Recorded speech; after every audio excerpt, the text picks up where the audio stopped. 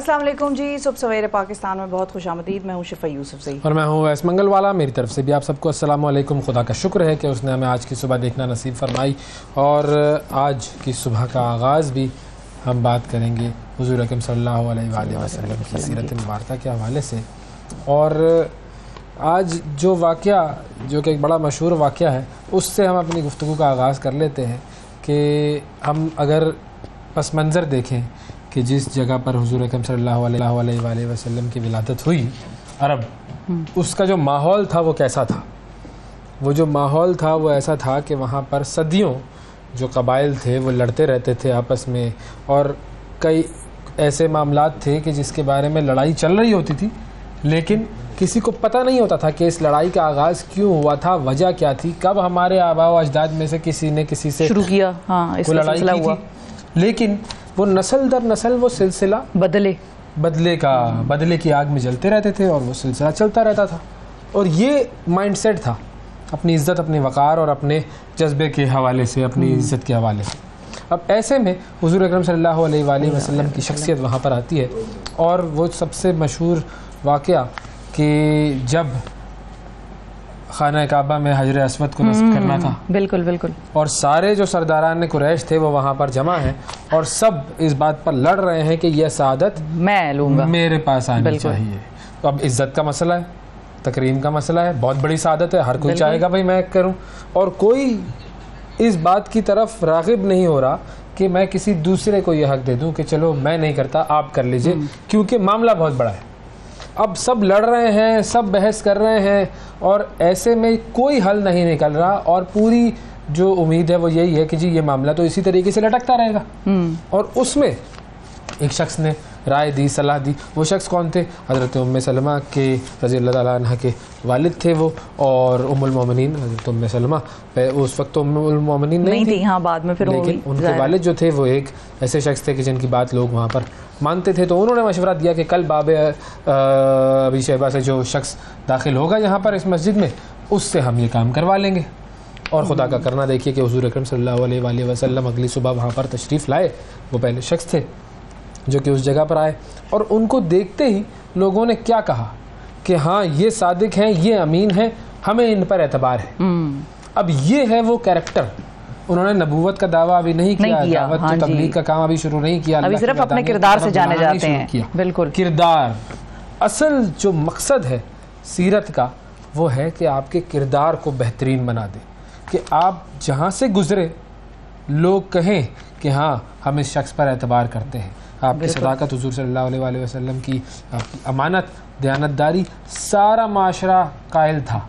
बिल्कुल बिल्कुल, मतलब जब वही भी वो उन पर नाजिल हुई, और जब उन्होंने दावत इस्लाम भी शुरू की, तबलीग शुरू की, तो उनको कोई ये नहीं कहता था, या उनके बारे में कोई ये नहीं कहता था कि भाई नाउज़ुबिल्लाह झूठ कह रहे हैं, या नाउज़ुबिल्लाह मतलब कुछ और किसी किस्म का मामला है। वो ये कहते थे कि भाई कह तुम ठीक रहे हो, लेकिन हम चूंकि हमारे आबा व अजदाद जो हैं वो, हमने अपने आबा व अजदाद को यही काम करते हुए देखा है, तो हम कैसे अब आखिर में बड़ा एक आर्ग्यूमेंट था, सिर्फ ये। लेकिन और आज भी बहुत सारे लोग ये आर्ग्यूमेंट देते हैं जब उन्हें कोई बताया जाता है ना दीन का तरीका, कि भाई सारी उम्र ये किया, ने ये किया, या ये फरमाया, ये कर लो। हमारे तो सारी उम्र ये किया, हमारे आबा व अजदाद यही करते थे, वो गलतियां जो वो करते रहे वो हम भी करेंगे। तो वो उस वक्त भी मतलब वो यही कहते थे कि भाई आपको हम कुछ नहीं कह सकते, हम आपके किरदार पे कोई उंगली नहीं उठा सकते, आप सच्चे हैं, सादिक हैं, अमीन हैं, लेकिन भाई हम ईमान नहीं ला सकते, जो आप कह रहे हैं उसको नहीं मान सकते। तो बाकी हर चीज़ पे एग्रीमेंट था। बिल्कुल। तो सीरत को पढ़ना ज़रूरी है, सीरत में से सदाकत का और अमानत का सबक हमें फिर पढ़ना है। जब ही वो इकबाल ने कहा था ना कि दुनिया की इमामत का काम हमसे लिया जाएगा, अगर हम सीरत रसूल सल्लल्लाहु अलैहि वसल्लम को छोड़ देंगे, फिर न सदाकत रहेगी, ना अमानत रहेगी, ना शुजाअत रहेगी, कुछ भी नहीं रहेगा, फिर सिर्फ वही बात है, तारीकी रहेगी, अंधेरे हैं, फिर बिल्कुल अंधेरे हैं। जब उनको रोशनी कहा गया है तो किसी मकसद से उनको दुनिया के लिए और हमारे लिए रोशनी का दर्जा दिया गया। उसी रोशनी को हमें फॉलो करना है और उसी रोशनी को फॉलो करना चाहिए। बिल्कुल इब्तिदाई बात। अब बढ़ते हैं 60 सेकंड न्यूज़ की तरफ। सरबराह IMF के निगरान वज़ीर-ए-आज़म अनवारुल हक काकड़ से मुलाकात, अमीरों से मजीद टैक्स वसूली पर जोर। नैब ने नवाज शरीफ, आसिफ अली जरदारी और दीगर सियासतदानों के 80 करप्शन केसेस बहाल कर दिए। भारत दिहाइयों से जनूबी एशिया में टारगेट किलिंग में मुलविस है, दफ्तर खारजा। कराची में ज़ख़ीराअंदोज़ों के खिलाफ बड़ी कार्रवाई, 1.5 अरब की ग़िज़ाई अजनास बरामद, चीनी की 1 लाख बोरियां शामिल। चीफ जस्टिस काजी फायज़ ईसा ने आम आदमी के केसेस मुकर्रर करने से मुतालिक तजावीज़ तलब कर लीं। अज़रबैजान का नगोर्नो काराबाख में दूसरे रोज़ भी फौजी ऑपरेशन, हथियार डालने का मुतालबा। यूक्रेन ने रूस पर यूक्रेनी बच्चों के अगवा और नस्ल कुशी का इल्ज़ाम आयद कर दिया। अक़वाम मुत्तहिदा जनरल असम्बली इजलास, मुस्लिम रहनुमाओं की कुरान पाक की बेहुरमती के वाक़यात की मसम्मत। ईरान में इस्लामी ड्रेस कोड की खिलाफ वर्जी पर 10 साल कैद होगी।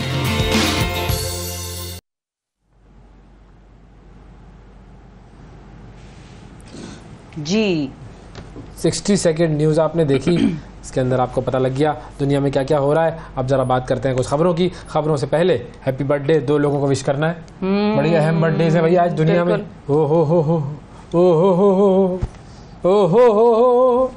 एक तो सुरीले सुर से ताल्लुक है, वो तो आपके सुर से लग रहा है। हाँ, एक का ताल्लुक सुर से है। Madam Noorjahan, happy birthday to you है।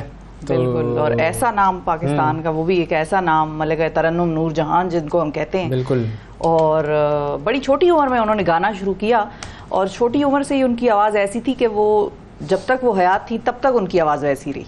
मतलब इतनी सुरीली, इतनी खूबसूरत आवाज़ के आप आज भी उनके नगमे, मतलब कोई बड़े से बड़ा आर्टिस्ट भी ये चैलेंज नहीं खुद को दे सकता, या इस तरह से नहीं कह सकता कि भाई मैं गाने की कोशिश करूंगा। वो हमेशा कहता है कोई ना कोई कमी बेशी रह जाएगी। जहाँ तो मामला ये था ना कि बरे के जो सबसे बड़े गुलकारों में जो अगर 3 नाम या 4 नाम लिए जाए तो उनका नाम आएगा, बिल्कुल टॉप ऑफ द लिस्ट है। बिल्कुल। तो और अच्छा, और एक और बात भी जो मतलब हम कहते हैं ना कि तारीफ वो हो जो दुश्मन करे, या तारीफ वो हो जो कंपेटिटर करे आपका। तो उनके जो कंपेटिटर्स थे, जाहिर है पाकिस्तान में तो खवातीन का नाम अगर लें तो Mallika Tarannum would be probably the only one to stand out, लेकिन जो भारतीय हमारी जो साइड है, हाँ, उनकी तरफ से अगर आए तो लता मंगेशकर और आशा भोसले और कौन सा बड़ा आर्टिस्ट हम आपको गिनवाएं जिसने मलिका तरन्नुम की तारीफ ना की हो। तो कंपेटिटर तारीफ करे तो बिल्कुल तारीफ वो जो कंपेटिटर। कैसा होस्ट हूँ, मॉर्निंग शो कैसा करता हूँ? अच्छा करते हैं आप। सही है, मुनासिब कर रहे हैं। मुनासिब लगा लिया आपने, ठीक है, सही करते हैं आप, सेट हैं। ठीक है, चलो सही है, गुड। मैंने कहा जरा कॉम्पिटिटर से ले ली जाए तारीफ। खैर, एक तो ये शख्सियत जिसकी आज सालगिरह है और कसूर में पैदाइश हुई थी 21 सितंबर 1926 को, और 23 दिसंबर सन 2000 में उनका इंतकाल हुआ था कराची में। और दूसरी शख्सियत जिसकी आज हैप्पी बर्थडे टू यू है, पाकिस्तान के मुस्तकबिल के वजीर आजम नवाज शरीफ साहब।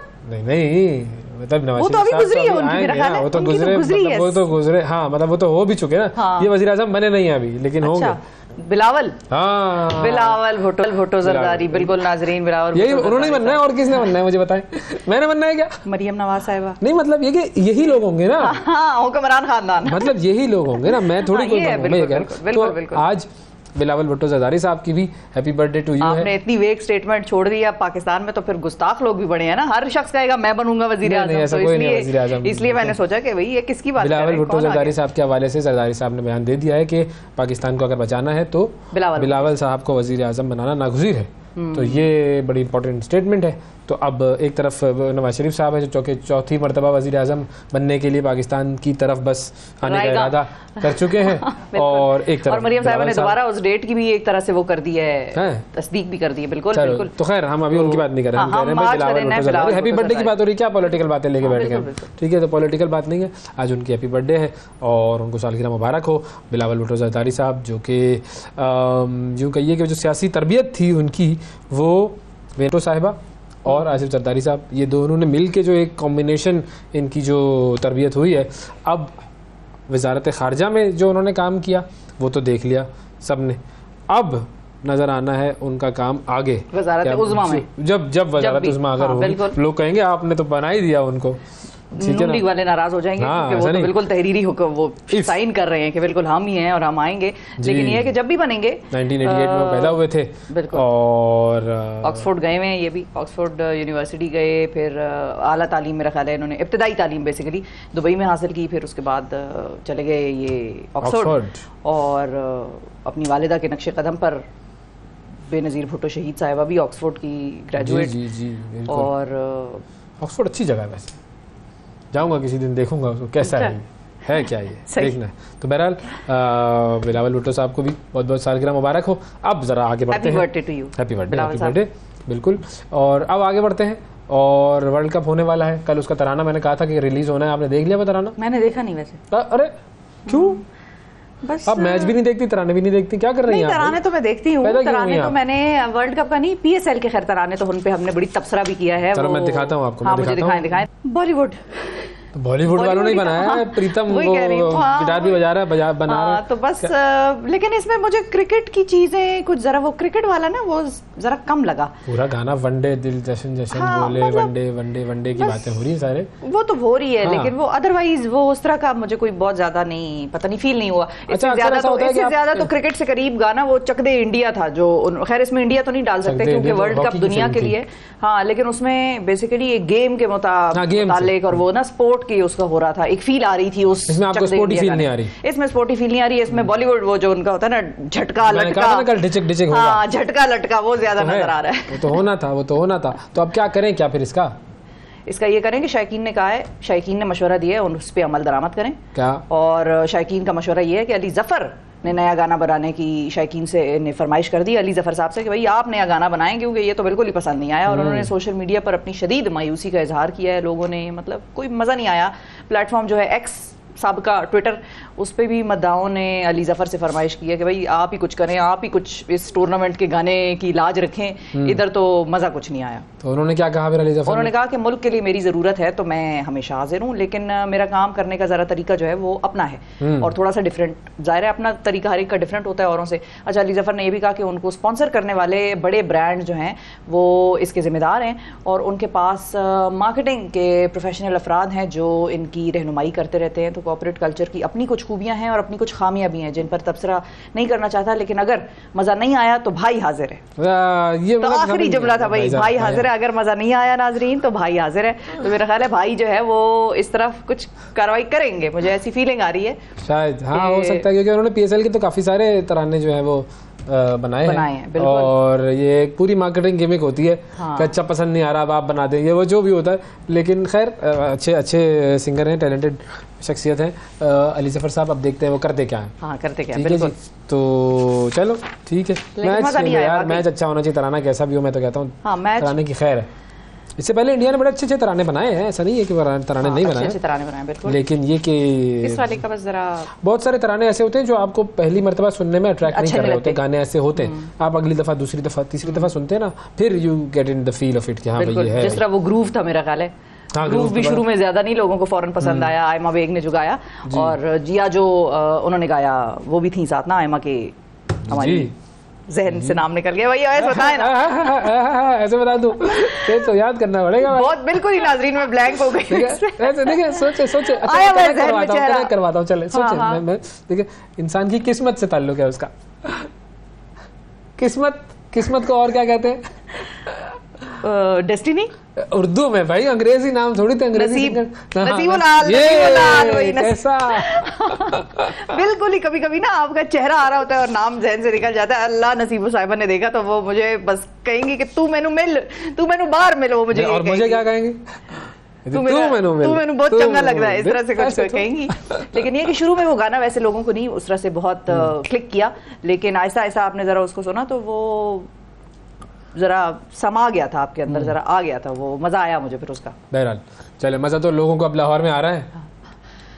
ऐसी खबरें आ रही हैं लाहौर से, इस्लामाबाद से भी आ रही है। आप लाहौर की बताएं, मैं इस्लामाबाद की बताती हूँ आपको। आप लाहौर को बुनियादी तौर पे लोग कहते हैं कि जी जरा सेफ शहर है ये, लेकिन अब लाहौर पुलिस के पास जो मुकदमात दर्ज हुए हैं उनमें मालूम होता है कि गुज़िश्ता साल की निस्बत इस साल के जो 8 महीने हैं उसमें कार और मोटरसाइकिल चोरी के वाक़यात में 25% इजाफा हुआ है।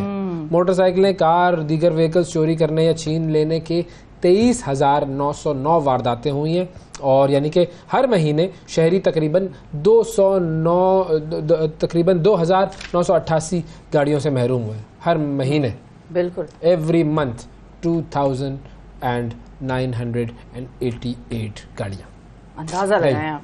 बिल्कुल, रोज़ाना का हिसाब किया जाए तो तकरीबन रोज़ की 99 ये वाक़यात हो रहे हैं, तकरीबन 100 वाक़यात रोज़ के हो रहे हैं। बिल्कुल, और इन 8 महीनों के दौरान 20,773 मोटरसाइकिल्स 1115 छीनी गई, 20,000 जो है वो चोरी हुई हैं और 387 कारें चोरी हुई हैं, 10 कारें जो है वो छीनी गई हैं और इस तरीके से ये वारदातें आ गई हमारे सामने। लाहौर सेफ सिटी है जी, सेफ सिटी है और शुरू भी वहीं से हुआ था, शुरू भी वहीं से हुआ था नाजरीन। और लाहौर में सबसे बेहतरीन सेफ सिटी का एक तरह से कहा जाए, देखा जाए तो मैंने क्योंकि खुद जाके कवर किया है तो मुझे तो बड़ी ज़बरदस्त वो फैसिलिटी लगी, लेकिन अब क्या हो रहा है ये देखना होगा। लेकिन इस्लामाबाद की मैं आपको बताती हूँ, लाहौर ज़्यादा दूर क्या जाना, इधर आए वापस अपने घर के पास आस पास देखें। अवामी नेशनल पार्टी की जो रहनुमा है समर हारून बिलोर साहिबा, हाँ, आपको जाहिर है सब जानते हैं, याद होंगी आपको नाज़रीन, टीवी पर भी आती हैं, मुख्तलिफ तबसरे भी देती हैं, अपनी पार्टी को डिफेंड भी बड़ा ज़बरदस्त करती हैं। समर बिलोर साहिबा की 1 करोड़ मालियत की हीरे की अंगूठी गुम हो गई। कहा यह भी जा रहा है कि चोरी हो गई 1 करोड़ की। उन्होंने कहा 1 करोड़ की, अच्छा चलो ठीक है, ऐसे क्या होगा? ऐसा नहीं है, 4 कैरेट हीरे की ये अंगूठी थी और उनके शौहर हारून बशीर बिलोर साहब ने उन्हें तोहफे में दी थी। सही, और हारून बिलोर साहब को नाजरीन हम जानते हैं, पाकिस्तान और खैबर पख्तूनख्वा के खास तौर पर अगर हम बात करें तो जो चंद एक खास सियासतदान जो पढ़े लिखे जाने जाते हों या जो बहुत ज़्यादा एक तरह से कहते हैं ना कि इम्पैक्टफुल सियासत हो उनकी, उसमें उनका नाम जो है वो सर फहरिस्त होगा। और बड़ी ही अच्छी शख्सियत के मालिक थे, लोग बड़ी उनकी तारीफ़ करते थे, अल्लाह उन्हें गरीक़े रहमत करे। तो समर हारून बिलोर साहिबा जो है वो उनकी अहलिया हैं और उन्होंने उनको ये रिंग जो है वो तोहफे में दी थी। उन्होंने पुलिस को दरखास्त दी है, बिल्कुल पुलिस को दरखास्त दी है, उनके घर में 5 मुलाजिम काम करते हैं और उन्हें शामिल तफ्तीश किया जाए, ये उनका मुतालबा है। दूसरी जानिब उनके घर काम करने वाले लड़का है एक इरफान, इरफान के भाई ने भी थाना कोसार में दरखास्त दायर की है कि उसका भाई गायब है और उसे बाजियाब कराया जाए। तो अब ये जरा कुछ कंफ्यूज सी सूरत हाल है और ज़ाहिर पुलिस इस पे तफ्तीश करेगी तो पता चलेगा क्या हुआ। दरखास्त में ये भी कहा गया है कि बंगले के चौकीदार ने बताया कि सफाई करने वाले मुलाजिमीन पर तशद्दुद किया गया है और पुलिस इरफान को साथ ले गई है। अच्छा, तो चलो पुलिस के अपने तरीके तशद्दुद करने के, सॉरी तफ्तीश करने के, मैं तशद्दुद पे निकल गया, मैं पुलिस के अपने तरीके हैं तफ्तीश करने के, जुमला सही ये है। हाँ ठीक है, बिल्कुल, ये सूरत हाल हुई है। और इस्लामाबाद की अगर हम बात करें क्राइम की, तो यहाँ पर भी कोई बहुत अच्छी क्राइम की सूरत हाल। इस्लामाबाद एयरपोर्ट पे क्या हुआ भाई, वहाँ पर खलबली मच गई। एयरपोर्ट सिक्योरिटी फोर्स के एहलकार जो थे उन्होंने रेड की, एक मुसाफिर को गिरफ्तार किया, नाम उसका इमरान था, वो जा रहा था उम्रे के लिए। अब सुने सिनेरियो देखें भाई, उम्रे के लिए एक शख्स जा रहा है, इमरान नाम है उसका, और उसने एहराम के जो 3 तौलिए थे उनको आइस जो ड्रग होती है उसके महलूल से भिगोया हुआ था। तकरीबन 5.5 किलोग्राम की मनशियात वो ले जाने की कोशिश कर रहा था और हुकूमत ने फिर उसके बाद इस्लामाबाद, कराची, लाहौर के एयरपोर्ट्स जो है वो आउटसोर्स करने पर जो था मामला उसको अभी ज़रा रोका है। और ये उस वक्त पेशरफ्त होगी जब वज़ीर ख़जाना की सरबराही में जो स्टीयरिंग कमेटी है उसकी क्लियरेंस देगी। तो बहरहाल ये कल जो वाक़या हुआ है उसको बंदे को पकड़ा है और ये इस तरह धोकर मनशियात में तौलिए लेकर जा रहा था उम्रे के। भाई इस मुल्क में ये जो भी काम करने की कोशिश कर रहे हैं, सोच रहे हैं, ये मैसेज मेरा खास तौर पे सिर्फ उनके लिए, आम लोगों के लिए नहीं है, ये उनके लिए जो इस किस्म की कार्रवाइयाँ, इस किस्म की एडवांटेज, वो जो जिसको कहते हैं ना एडवेंचर करने की कोशिशें कर रहे हैं। देखें इस मुल्क में तो आप शायद फिर भी बच जाएं, ठीक है, पाकिस्तान की अगर हम बात करें, यहाँ की कानूनी इदारों की बात करें, निकल गया, शायद किसी तरह आप निकल गए, किसी बड़े गैंग से आपका ताल्लुक है, बड़े इन्फ्लुएंशियल है, आपने खुद को बचा लिया, इधर आप बच सकते हैं। लेकिन जिधर आप जा रहे हैं, यूएई, दुबई, सऊदी अरब, ये सारे वो इलाके हैं और दीगर भी जो गल्फ स्टेट्स हैं, ये लटका देती है भाई। लटकाते नहीं है, गर्दन काटते हैं। हाँ, वो ये की बात है। ये नहीं छोड़ते, ये जिंदा नहीं छोड़ते। इन ममालिक में तो मंशियात, छोटी सी छोटी चीज भी आप मंशियात की ले जाएं, बस उसमें नशा होना चाहिए, कानून ऐसे ही होने चाहिए, बिल्कुल सख्त कानून नहीं होगा उस वक्त तक जराइम की रोकथाम बहुत ही मुश्किल है। और ये हम देख रहे हैं कि इस तरह के इससे पहले भी 1-2 वाक़यात आए जी। तो ये इंसान का जो दिमाग है ना, बस वो अजीब अजीब से तरीके सोचता है। अब इसने ये एक नया सोचा तरीका कि चलो तौलियों को भिगो के ले जाऊंगा, लेकिन पकड़ लिया इसको, हमारी एजेंसीज ने पकड़ लिया। अच्छी बात है, हालांकि अच्छी बात है, लेकिन ये जरा क्योंकि यूनिक चीज है, आप उसको देखते नहीं है ना, वो जो काम कर रहे होते हैं ना वो देखते हैं, बिल्कुल वो देखते हैं। और हम अक्सर कहते हैं ये सर्वेलेंस वाले जो ये डॉग्स इन्होंने रखे हुए हैं, ये क्या करते हैं, उनको वो भी बड़े तेज होते हैं नाजरीन, ये तो आप कभी चेक करना उसको। वो जो एलॉन मस्क की कंपनी है ना, न्यूरोलिंक, वो बेसिकली इंसानी दिमाग को कंप्यूटर से जोड़ने के लिए बनाई थी। अब उसको एक बड़ी कामयाबी मिली है। वो क्या? बेसिकली कंपनी के जो है, कंपनी ने मफलूज अफराद के दिमाग में कंप्यूटर चिप दाखिल करने का एक प्रोजेक्ट शुरू किया था और FDA जो है अब उसने रज़ाकार भर्ती करके उन पर आजमाइश करने की इजाज़त दे दी है। अच्छा। तो ये बेसिकली रज़ाकार जो है ये फालिज के अलावा फिर वो जो रीढ़ की हड्डी के मसाइल होते हैं या फिर दीगर जो असाबी या दिमागी बीमारियां हैं उनका शिकार होंगे और उन पर फिर 6 साल तक तहकीक की जाएगी। कंप्यूटर चिप उनके दिमाग में लगाई जाएगी और वो बेसिकली उस हिस्से को जगाएगी जो कि बीमारी का मरकज़ होगा। बेसिकली छोटा सा एक रोबोट होगा, ये मोबाइल की सिम जितना इसको आप कह लें, स्टिमुलेट करेगा मेरा ख्याल है उस चीज़ और इस चिप के इस्तेमाल से वो जो मफलूज शख्स है वो सेहतमंद इंसानों की तरह हरकत कर सकेगा और अंधापन, समात और गोयाई से महरूमी, बेखाबी, डिप्रेशन, जोड़ों का दर्द और भी बहुत सारे जो बीमारियां हैं उनको दूर करने में ये मदद देगी। ये काम देखें हो रहा है। इंसान के दिमाग में वो चिपें लगाओ जो उसको बीमारी से रोके और बुराई से भी रोके। बिल्कुल, लेकिन उन चिपों का काम सिर्फ वही हो। बिल्कुल बिल्कुल, उन चिपों का काम सिर्फ वही हो और उसके अलावा उन चिपों का काम कोई ना हो। अच्छा, वैसे इलॉन मस्क ने बेंजामिन नेतन्याहू से की है मुलाकात और उसमें भी उन्होंने एक बिल्कुल ऐलान किया है और उन्होंने ऐलान ये किया कि बॉट अकाउंट्स को डिस्करेज करने के लिए या बॉट अकाउंट्स जो एक्स पर हैं उनको उनके बारे में मालूम करने के लिए और उनको प्लेटफॉर्म से हटाने के लिए क्या कर रहे हैं वो ये कर रहे हैं कि वो सारे अकाउंट्स पर एक मिनिमल किस्म की फीस आयद करने का तो ट्विटर की फीस देनी प्लान कर रहे हैं। बिल्कुल, कुछ प्लान कर रहे हैं, अभी हतमी उन्होंने ऐलान नहीं किया, लेकिन ये कि ये बात उन्होंने लूट लो, तुम भी महंगाई कर दो इलॉन मस्क, चलो कोई बात नहीं, पता चले कल को वो भी रीजनिंग ये दे रहा हो, भाई आलमी मंडी में तेल महंगा हो गया तो इसलिए मैंने एक्स की फीस बढ़ा दी। कुछ भी कह सकता है वो। चले नाजरीन, ब्रेक ले लेते हैं, ब्रेक के बाद दोबारा हाजिर होते हैं, हमारे साथ रहिएगा। सुबह सवेरे पाकिस्तान, सुबह सवेरे पाकिस्तान। वेलकम बैक जी। पाकिस्तान में बड़ी तादाद में काबिल नौजवान इसलिए आला तालीम हासिल नहीं कर सकते कि उनके माली हालात उन्हें मजीद पढ़ने की इजाज़त नहीं देते। ऐसे नौजवानों को सहारा देने के लिए कई इदारे काम कर रहे हैं। ऐसा ही एक इदारा है नेशनल एंडाउमेंट स्कॉलरशिप, जिसको हम आमतौर पर नेस्ट भी कहते हैं, NEST। और ये इदारा काबिलियत रखने वाले जो तलबा हैं उनको मुख्तलिफ शोबों में स्कॉलरशिप देता है ताकि वो यूनिवर्सिटी की सतह तक अपनी तालीम हासिल कर सकें। और नेस्ट के जो CEO हैं वसीम अजमल चौधरी साहब, पेशावर मतलब जो तालीम और पेशावराना तरबियत के वो वफाकी सेक्रेटरी हैं और अपनी सरकारी हैसियत में भी तालीमी निज़ाम के लिए काम कर रहे हैं और नेस्ट के ज़रिए भी टैलेंटेड जो तलबा और तालिबात हैं उनको स्कॉलरशिप देने का सिलसिला उन्होंने जारी किया हुआ है। इस इदारे के हवाले से बात करते हैं और जानते हैं कि कैसे तलबा स्कॉलरशिप हासिल कर सकते हैं और इस इदारे से मुस्तफ़ीद हो सकते हैं। अस्सलाम वालेकुम सर। जी वालेकुम सलाम जी, बहुत शुक्रिया आपने मौका दिया। सर इंटरव्यू लें आपका या स्कॉलरशिप की एप्लीकेशन दें?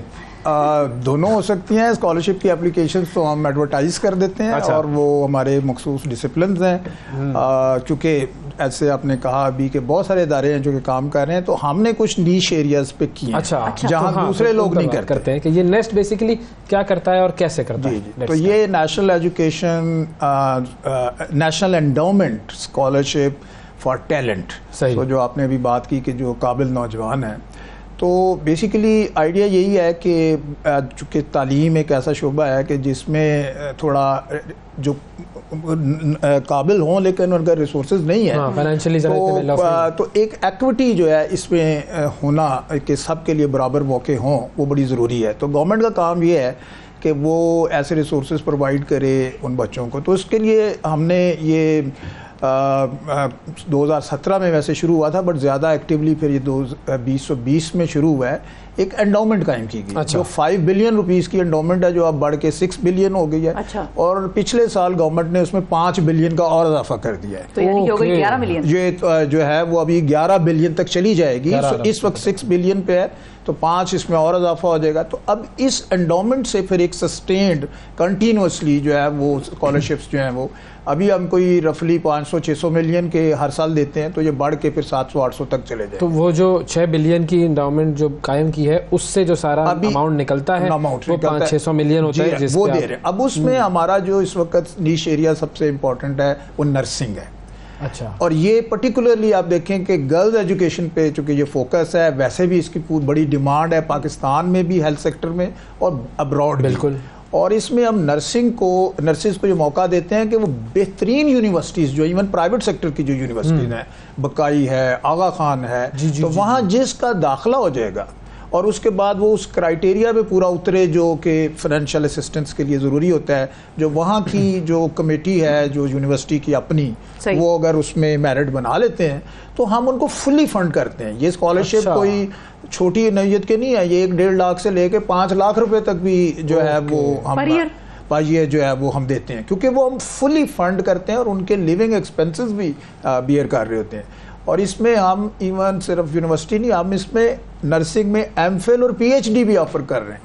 वाह। तो चूंकि ये आमतौर पे मालूमात जो है लोगों को अवेलेबल नहीं होती, तो इस वाले से हम बड़े शुक्रगुजार हैं कि आप लोग जो है ये हमारा मैसेज सब तक पहुंचाएं। तो एक तो ये नर्सिंग की, सही, नर्सिंग का एक डोमेन। दूसरा जो डोमेन है अगेन वो बड़ा इंपॉर्टेंट है। हम साइंस, फिजिक्स, केमिस्ट्री में तो हमारे हायर एजुकेशन कमीशन और प्रोविंशियल गवर्नमेंट्स बहुत कुछ कर रही होती हैं, लेकिन आर्ट्स एंड कल्चर एक ऐसा शोबा है कि जिसको बड़ा इग्नोर किया गया। लोगों के अंदर बड़ा क्रिएटिव टैलेंट होता है, and national college of arts है, उसको सपोर्ट नहीं करते, वो कहते हैं तुम्हें अब आर्ट की डिग्री लेने के लिए इतना पैसा लगाना है। म्यूजिक में कोई जिसी की दिलचस्पी है, लेकिन माँ बाप तो कहेंगे नहीं आपने सिर्फ डॉक्टर बनना है या इंजीनियर बनना है। तो अगर कोई उसमें नीच रखता है, टैलेंट है उसमें, तो एनसीए में दाखिला हो जाए, Pakistan institute of fashion design है कराची में जो आर्ट्स उससे रिलेटेड हैं, तो हम उनको भी मास्टर्स, एमफिल, पीएचडी जो भी करना चाहते हैं। अच्छा, अपेरेंटली लोगों को ये लगता है कि ये बड़ी हल्की सस्ती किस्म की डिग्रीज हैं, हालांकि इनके सप्लाईज बड़े महंगे हैं, कैनवस, पेंट ब्रशेज और पता नहीं क्या कुछ ये इस्तेमाल करते हैं, और बड़ा वैसे ही जो है उसमें वक्त भी ज्यादा लगता है और आपको ज्यादा बड़ी मेहनत करनी पड़ती है, टाइम आपका बड़ा लगता है। तो ये वो एरियाज हैं कि जहाँ जो है वो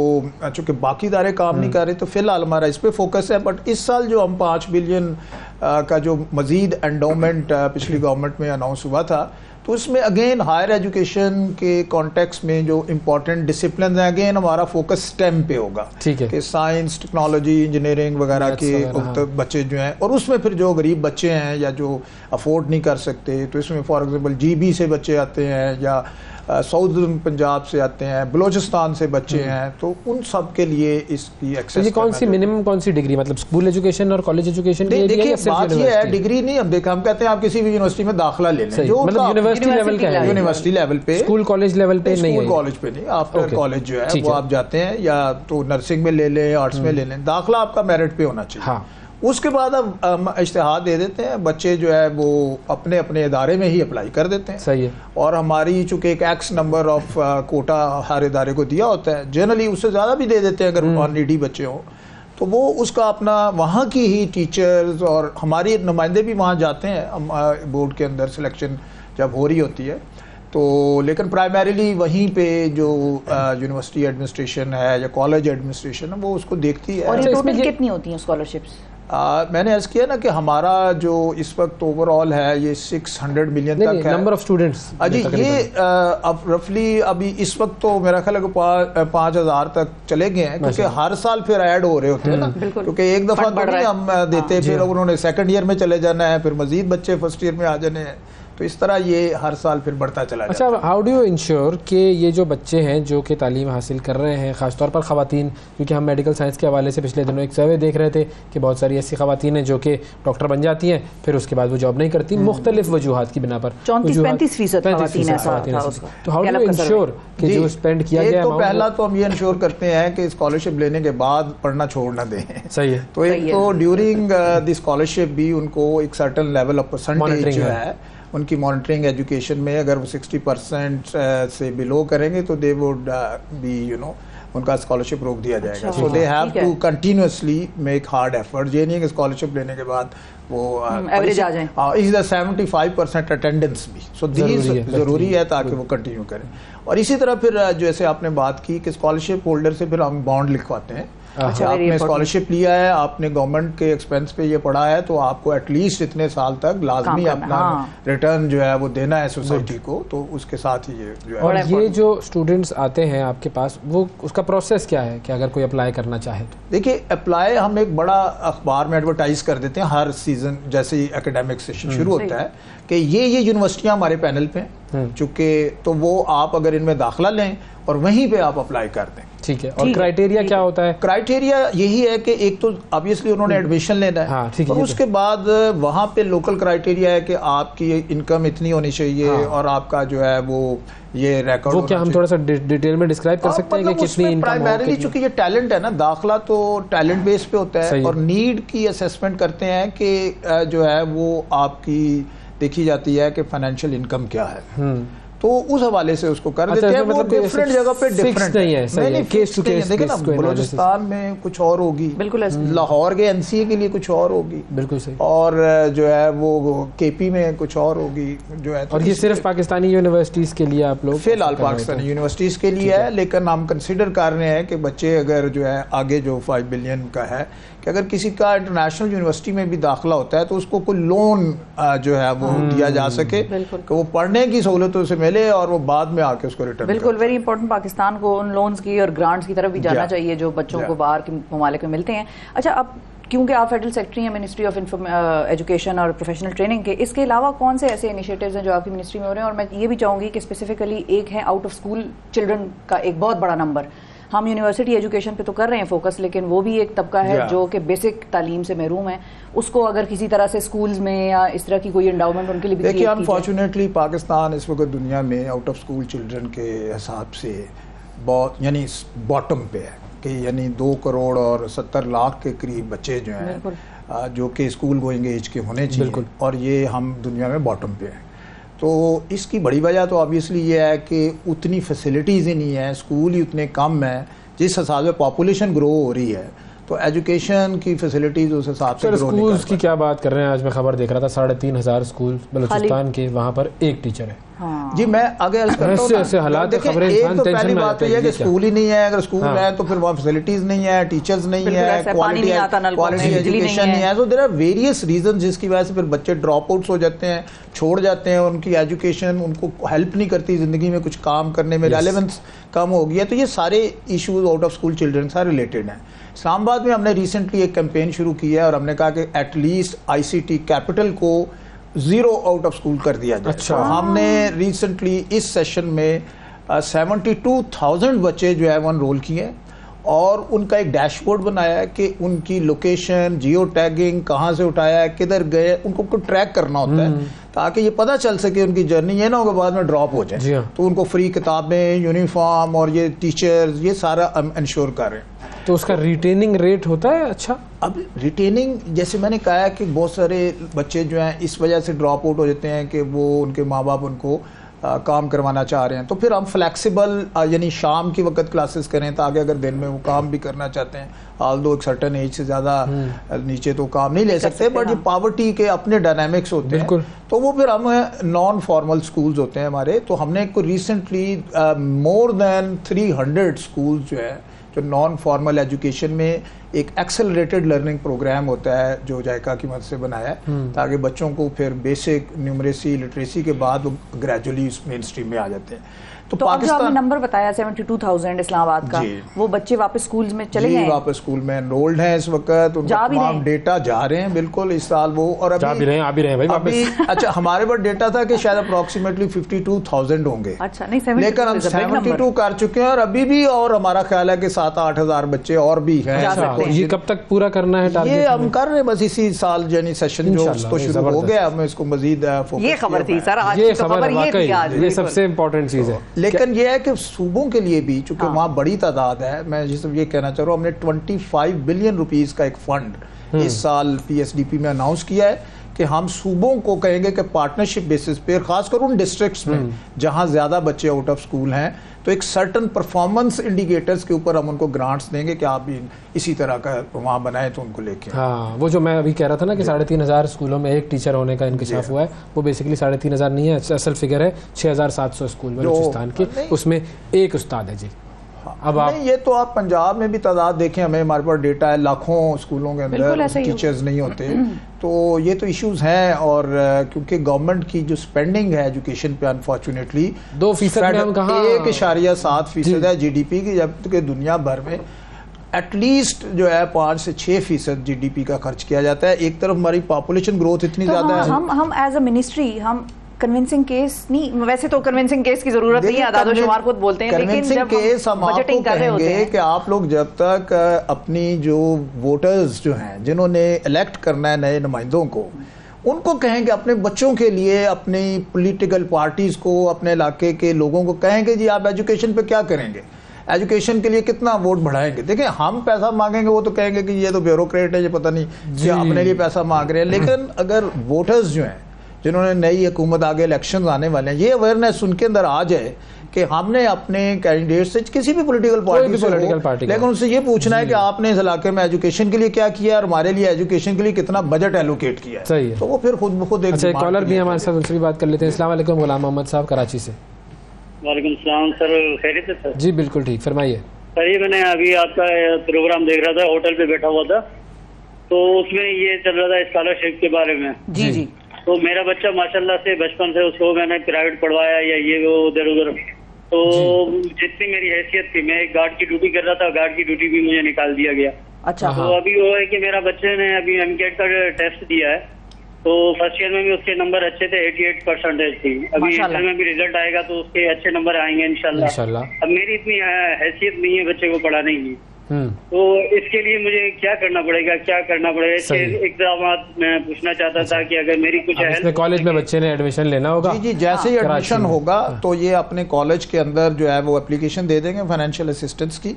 तो हमारे चूँकि शोबे जो है इस वक्त बुनियादी तौर पे नर्सिंग और आर्ट्स के हैं, ये अगर मेडिकल या इंजीनियरिंग में जाएंगे तो उसके लिए सेपरेट स्ट्रीम्स हैं, तो उसके लिए हम उनको गाइड कर सकते हैं। लेकिन अगर ये इन शोबों में, क्योंकि नर्सिंग में आपको पता है मेल नर्सेज की भी बड़ी जरूरत है, बिल्कुल इस शोबे में जाएंगे तो हम बिल्कुल देंगे इनको। लेकिन वो नर्सिंग की एजुकेशन कॉलेज लेवल से स्टार्ट हो जाती है। जी बिल्कुल, नर्सिंग के अपने इंस्टीट्यूट हैं यूनिवर्सिटीज में, बकाई यूनिवर्सिटी है, आगा खान यूनिवर्सिटी, और ये बड़े महंगे हैं, आमतौर पर गरीब बच्चे वहाँ। तो मतलब राब्ता करने का तरीका क्या होता है? अब वो इदारा जिसमें आपने एडमिशन लिया है वहीं से आप लोगों से कनेक्ट हो पाता है? जी वहीं, क्योंकि हमारे पार्टनर इंस्टीट्यूट्स हैं बेसिकली, और उनके जरिए ही हम ये स्कॉलरशिप्स देते हैं। सही। ताकि हम ज़ाहिर इतनी बड़ी तादाद में पूरे पाकिस्तान में लोगों को खुद नहीं हम स्क्रूटनाइज करते। बिल्कुल। हाँ, हम उस प्रोसेस में शामिल होते हैं। सही। और देख रहे होते हैं कि उनकी कमेटीज मेरिट पे काम कर रही हैं। फाइनली कोई वेबसाइट या कोई ऐसा राब्ता? जी जी, national education scholarship trust fund की अपनी जो है नेस्ट, सिर्फ गूगल करें NEST, तो उसके NEST गूगल करें नाजरीन, और नेस्ट पर जाएं और आपको जितनी भी इम्पोर्टेंट जितनी भी आपकी इंफॉर्मेशन है वो सारी आपको इस वेबसाइट पर scholarships.nest.org.pk। Ministry of federal education and professional training की भी अपनी वेबसाइट है, उस पर भी ये सारी मालूमात जो है वो मौजूद है। थैंक यू सर, बहुत शुक्रिया अदा करेंगे आपका। और दो जबरदस्त खबरें आपने दी हैं, इसके लिए हम आपके शुक्रगुजार हैं। शो में कोई अच्छी खबर सुनानी चाहिए ना, सुनानी चाहिए सर, हम तो कोशिश करते हैं शाम वालों को आप ये कहें। थैंक यू सर, बहुत शुक्रिया। नाज़रीन वक्फे की तरफ बढ़ते हैं, वक्फे के बाद आपसे दोबारा मिलेंगे। Stay with us. सुबह सवेरे पाकिस्तान, सुबह सवेरे पाकिस्तान, सुबह सवेरे पाकिस्तान। वेलकम बैक सुबह सवेरे पाकिस्तान में एक मरतबा फिर खुशामदीद। SHO साहिबा हमारे प्रोग्राम में आ चुकी हैं, और SHO साहिबा कहाँ की हैं जी? ये है जी कुर्रम की SHO साहिबा, first Christian women to be appointed as SHO in Kurram. Samreen Aamir हमारे साथ मौजूद है। अस्सलाम वालेकुम समरीन साहिबा। हाँ जी, वालेकुम सलाम। थैंक यू जी। जी समरीन साहिबा, आपको आवाज़ क्लियर आ रही है? हाँ जी, आ रही है। हाँ जी। तो हमें ज़रा, एक तो सबसे पहले आपको बहुत मुबारकबाद हो, और हमें बताइए कि ये जो आपका SHO बनने तक का सफ़र था, ये कहाँ से शुरू हुआ था और अब आप यहाँ तक पहुँची हैं? थोड़ी सी अगर अपनी कहानी हमें सुनाएं। जी, मैं सबसे पहले अपने IGP साहब और अपने DPO साहब की बहुत शुक्रगुजार हूँ कि जिन्होंने मुझे पहले यहाँ ख़वातीन की खिदमत करने का मौका दिया। जी बिल्कुल। पुलिस में आई कैसे आप? जी, पहले मैं सिपाही इधर में पहले भर्ती हुई थी, फिर उसके बाद आगे अभी इधर में। जी जी जी जी, आ रही है आपकी आवाज़, आ रही है, बोलती रहें। हाँ जी जी, पहले मैं इधर सिपाही भर्ती हुई थी और अभी एडिशनल SHO की मैंने सीट संभाली है। अच्छा, और जो आपकी जिम्मेदारियां हैं उसमें क्या क्या शामिल है? जी, ख़वातीन के बारे में, ख़वातीन की जो हुकूक हैं जो उनकी मुश्किलें हैं जो भी हैं वो इधर हमारे पास आती हैं, तो हम उनकी जो भी मसले मसाइल होते हैं हम उनको हल करते हैं। अच्छा। सही है, लेकिन अब क्योंकि आप SHO बन गई हैं तो अक्सर जब कोई नया अफसर तैनात होता है हमारे इलाकों में तो उसके बारे में ज़ाहिर है लोगों को तजस्सुस होता है ना कि वो जाने भाई है कौन। तो अगर हम आपसे पूछें कि समरीन आमिर कौन है और समरीन आमिर कैसी SHO है, लोगों की कैसे मदद करने का प्लान बनाया हुआ है आपने माइंड में, तो उसके बारे में ज़रा बताएं, कौन है समरीन आमिर और कैसे मदद करेंगी लोगों की?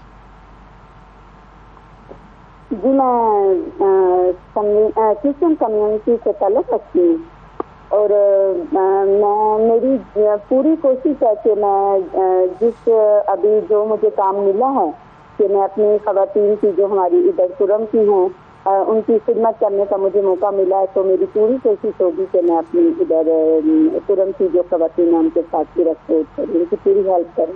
अच्छा, आपके जो पेरेंट्स हैं वो क्या करते थे और उनका क्या रिस्पांस था आपकी पुलिस की जॉब पर? जी मेरे फैमिली की तरफ से मुझे पूरा सपोर्ट है।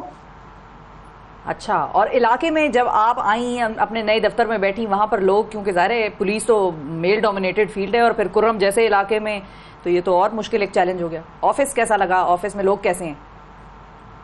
जी ऑफिस भी बहुत अच्छा है और ऑफिस में लोग भी बहुत ज़्यादा अच्छे हैं और जो पूरा काम भी कर रहे हैं। सही। और जो कुर्रम में जो ख़वातीन हैं वहाँ के जनरली इश्यूज़ क्या होते हैं जिनको आप सॉल्व करेंगी? जी ज़्यादातर उनके घरेलू तशद्दुद होते हैं, मियाँ बीवी के झगड़े होते हैं, जायदाद के मसले होते हैं, कम उम्री में शादी के, ये सारे मसले होते हैं। इन तमाम मसलों को डील करने के लिए मौजूद है। घबराई भी तो नहीं है ना आप साहिबा? घबराई भी तो नहीं है, बड़ी जिम्मेदारी है। नहीं बस एक तो खुद अपनी हिम्मत है कि मैं यहाँ तक पहुँची हूँ और दूसरा ये है कि बस सबकी जो हमारे बड़े हैं सबकी दुआएं मेरे साथ हैं। सबकी दुआएं आपके साथ हैं, बिल्कुल। और बहुत खूबसूरत खबर ये हमने सुनी, हमने तो उसी दिन बड़ा एंजॉय किया इसको कि भाई कुर्रम की पहली खातून SHO, और अल्लाह आपको सलामत रखे और आपको कामयाब करे आपका जो भी इरादे हैं लोगों की मदद करने में। थैंक यू जी, बहुत शुक्रिया अदा करेंगे जी। समरीन आमिर साहिबा मौजूद थी, SHO वही SHO जी, SHO साहिबा हैं। और बिल्कुल अच्छा, कुछ एक आध खबर भी अगर हम आपको दे दें, वो शुरू में रह गई थी, मेरा बड़ा दिल चाह रहा था कि मैं वो खबर दूं क्योंकि अब सिलसिला हो रहा है, UNGA में खिताबात चल रहे हैं, कल वज़ीर आज़म साहब ने भी खिताब करना है वहाँ पर। निगरान वज़ीर आज़म जो है हमारे अनवरुल्लाह काकड़ साहब, उन्होंने भी खिताब करना है। सेल्फियाँ तो उन्होंने लगा दी हैं। सेल्फी पुरानी दी है, चलो पुरानी क्यों, नई क्यों नहीं खींची उन्होंने? वो वाली सेल्फी तो पुराने उस वक्त के दौर की थी जब ये क्या बात है, मैं समझा नहीं। पाकिस्तान के एक और वज़ीर आज़म वहाँ पे थे, उन्होंने उनकी तारीफ भी की। तो ये अब क्यों नहीं सेल्फी खींची उन्होंने अपनी? अब तो उनकी वीडियोस चलेंगी ना। तो सेल्फी तो बंदा ऐसे खींचता है, इसमें क्या है, क्या बात हुई भाई? अब तो एज वज़ीर आज़म गए हैं वो, तो फिर भी सेल्फी तो एक ह्यूमन एंगल्स होते हैं, इंसान के भाई सेल्फी बना ली है वो, ये तो छोटी छोटी चीजें, इस पे कोई एतराज ना करे। बहरहाल तो उनकी तस्वीरें आ रही हैं, बिल गेट्स के साथ भी उनकी मुलाकात हुई है, IMF की जो सरबराह हैं उनसे भी उनकी मुलाकात हुई है। लेकिन एक और चीज हुई है भाई, ईरानी जो सदर थी उनकी तकरीर हो रही थी। ईरानी सदर साहब की तकरीर के अंदर जो इसराइली जो सफीर था उसने किया हंगामा, और जो हंगामा उसने किया वो पोस्टर लेकर आ गया और उसके बाद उसे पकड़ा।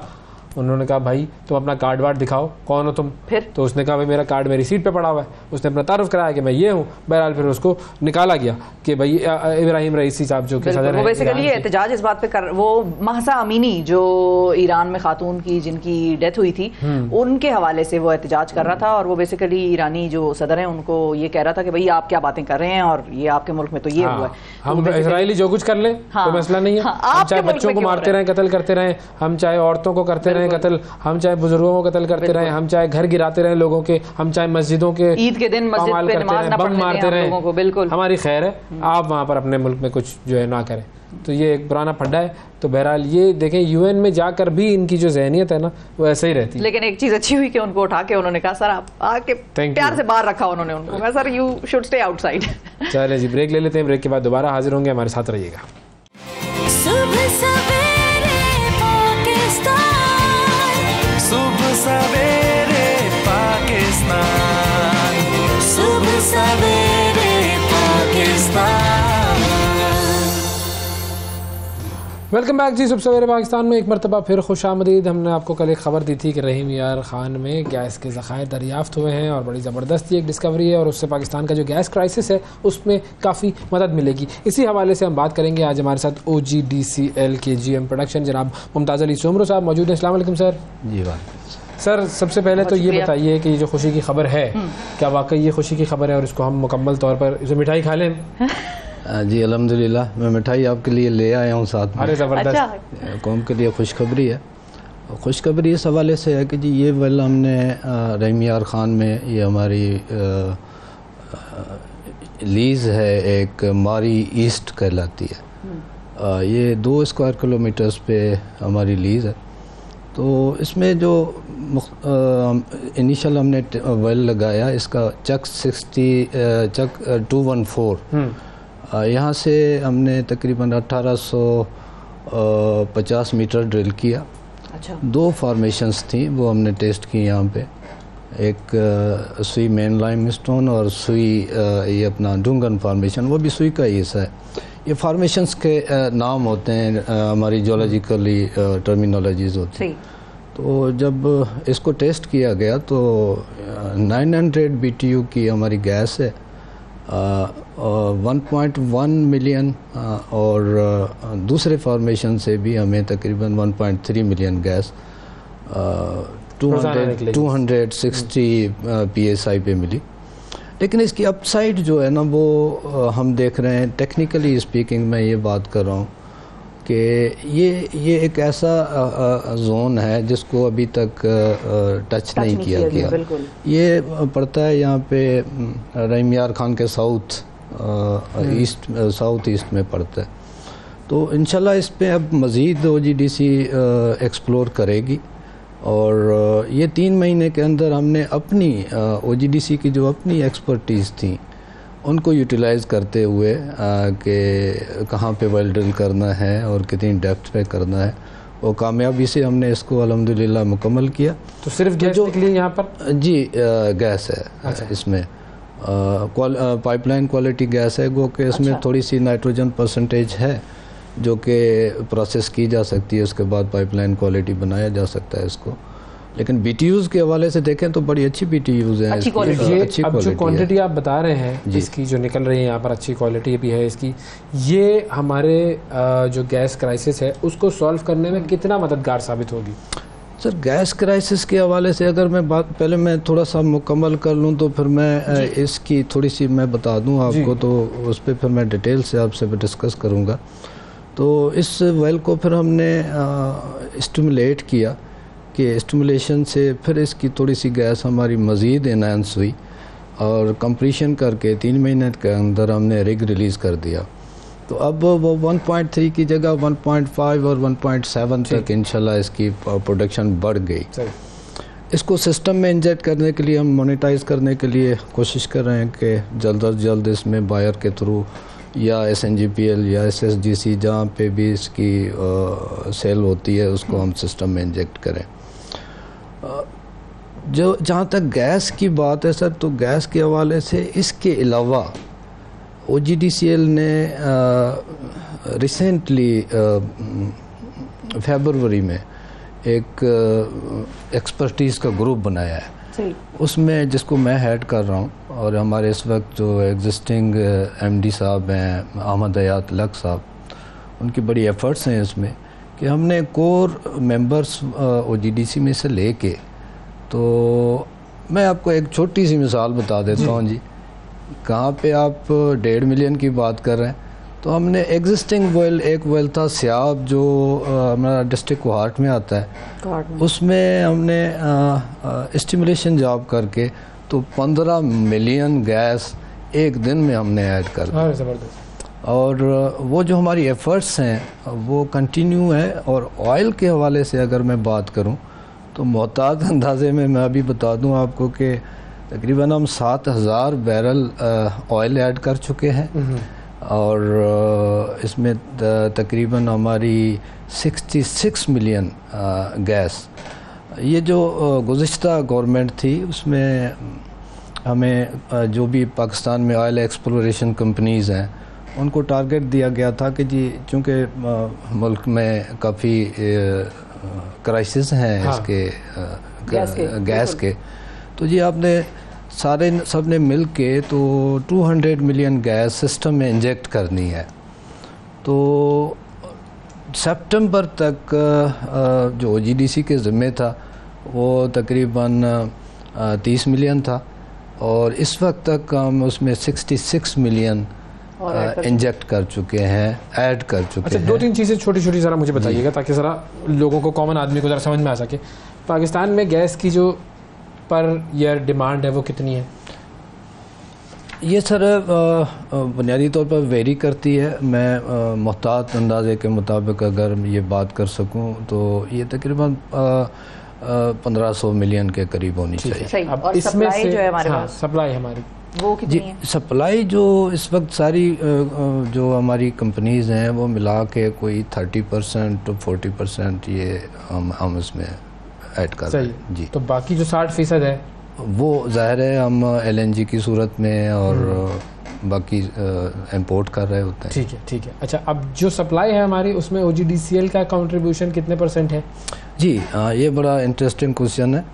इसमें जो ऑयल अपना गैस के हवाले से अगर मैं बात करूं तो वो ओवरऑल जो हमारी कंपनीज प्रोड्यूस कर रही हैं उसमें 37% सिंपली OGDC प्रोड्यूस कर रही है जी। इस वक्त हमारे जो प्रोड्यूसिंग वेल्स हैं पाकिस्तान में ऑयल और गैस वो 243 वेल्स हैं जो इस वक्त ये जून की फिगर मैं बता रहा हूँ आपको, जो ऑनलाइन है सिस्टम में, और जिनमें से गैस और ऑयल आप प्रोड्यूस कर रहे हैं।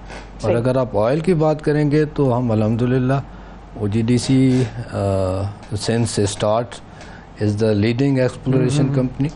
तो अगर मैं ये बात करूं कि हम पाकिस्तान में कितना ऐसा एरिया है, कितना ऐसा इलाका है कि जहां पर हम कह सकते हैं कि यस गैस रिजर्व्स मौजूद हैं और उनको एक्सप्लोर करने की ज़रूरत है?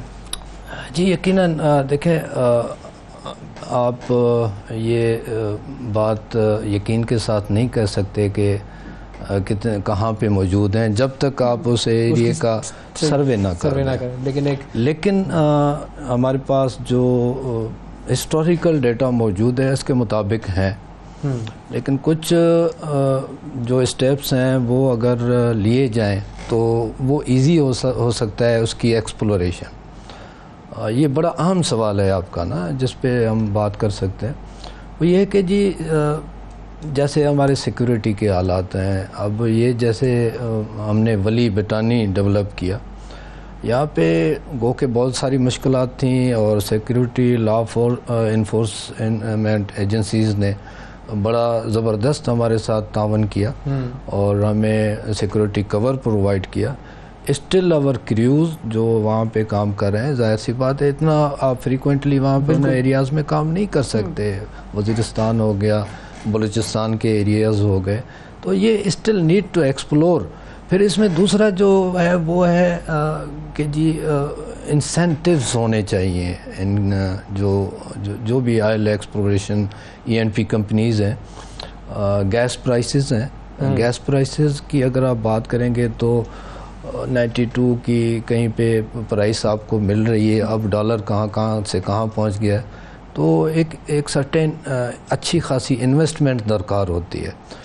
हमारी रिसेंटली मीटिंग्स हुई हैं मिनिस्ट्री ऑफ पेट्रोलियम से और उसमें उन्होंने अश्योर करवाया है कि उसको वो रिवाइज कर रहे हैं और इंशाल्लाह इसमें, क्योंकि ज़ाहिर हम ऐसी सिचुएशन में हैं कि अब हम सर्दियों की तरफ जा रहे हैं और आम आदमी के लिए ये जानना बड़ा ज़रूरी है कि उसको हमने खुशी की खबर तो दे दी है कि भाई मुल्क में गैस का एक और ज़ख़ीरा जो है वो दरियाफ्त हुआ है, लेकिन आपको क्या लगता है कि जो हमारे IMF के साथ मुआहदे हैं या दीगर चीज़ें हैं उसमें हमें गैस की कीमतें भी आने वाले वक्तों में रिवाइज़ करनी पड़ेंगी, बढ़ानी पड़ेंगी, या कहीं रिलीफ कोई इस किस्म का उधर आवाम को मिल सकता है जो हाउस होल्ड यूज़र है गैस का? हम दुआ कर सकते हैं कि जी अल्लाह करे कि ये कीमतें बढ़े नहीं तो स्टेबल तो रहे। और दावा ये है कि जी हमारी जो हमारे ज़िम्मे काम है वो हम कर रहे हैं, वो अपनी नीयत के साथ और हिम्मत के साथ ये जो हमारी, चूँकि हमारी जो ये कंपनी है स्टेट ओन्ड कंपनी है और इस वक्त लीड कर रही है। ये तो खसारे में नहीं है ना, वैसे तो हमारी सारी स्टेट ओन्ड कंपनियां खसारे में डूबी हैं। मतलब लार्जेस्ट सबसे बड़ी टैक्स पेइंग कंपनी है। इस वक्त हमारे पास जो टेक्निकल और पोटेंशियल मौजूद है, अल्हम्दुलिल्लाह ये कंपनी कभी खसारे में नहीं गई, नहीं जाएगी जी। बहुत शुक्रिया अदा करेंगे मुमताज़ सुमरो साहब आपका, थैंक यू वेरी मच आपने, और ये खुशी की खबर, अच्छी बात है। अच्छा, एक मैसेज आया है कि रहीम यार खान में जो कि गैस मिली है तो वहाँ के लोगों को कोई खास इंसेंटिव उसका मिलेगा या जी, ये हमारी कॉर्पोरेट सोशल रिस्पॉन्सिबिलिटी होती है, वहाँ पे रोज़गार देना, वहाँ पे स्कूल और रोड्स वगैरह जो भी वहाँ उस इलाके में ख़ास तौर पर ये पॉलिसी है।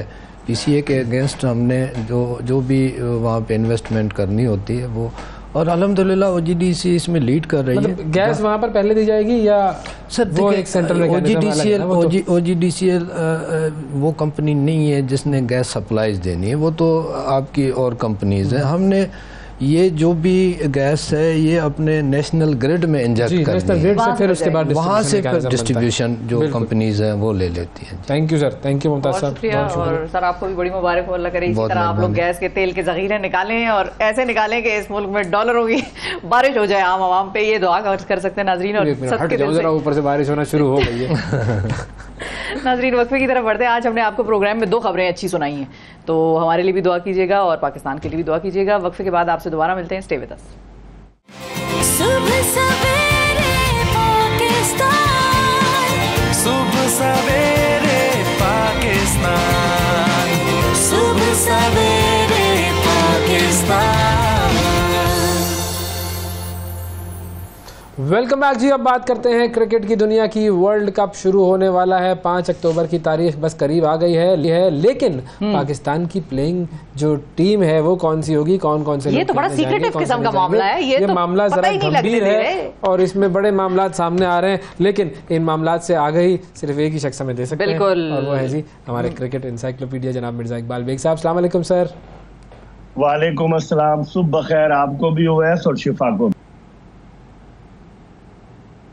सुबह खैर सर, आपको भी बहुत बहुत सुबह खैर। और ये बताएं 30 से 32 लोगों का स्क्वाड बना रहे हैं, 30 से 32 लोगों का स्क्वाड कौन बनाता है सर?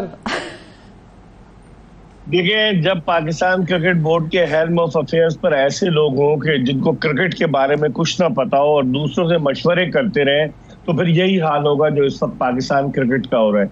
सिवाय पाकिस्तान के अभी बांग्लादेश ने आज 1-2 दिन में अनाउंस कर दिया और श्रीलंका ने, बकिया तमाम टीमें अपने वर्ल्ड कप स्क्वाड का अनाउंसमेंट कर चुकी हैं और हम 15 खिलाड़ियों को हतमी शक्ल नहीं दे पा रहे। ये हैरत की बात है ओवैस और शिफा के, पाकिस्तान के 10-11 खिलाड़ी तो ऑटोमेटिकली सिलेक्टेड होते हैं, बाकी खिलाड़ियों के लिए 4-5 के लिए इतनी मशावरत, 2-2 दिन इजलास हो रहे हैं और उसके बाद ऐलान हो रहा है। मैं तो हैरान होता हूँ कि पाकिस्तान क्रिकेट बोर्ड किन मामलात पर चल रहा है। आईपीसी मिनिस्ट्री चार्जशीट तैयार कर रही है क्रिकेट बोर्ड के मामलात के हवाले से, तो अब देखें आइंदा चंद दिनों में क्या होता है। तो सर ये कहाँ फंसे हुए कहाँ हैं हम, किन खिलाड़ियों पे? क्योंकि अब भी बात आई है कि जी 3 इजाफी खिलाड़ी शामिल हो रहे हैं, तो ये हमारा जो हम किस जगह पर अटके हुए हैं?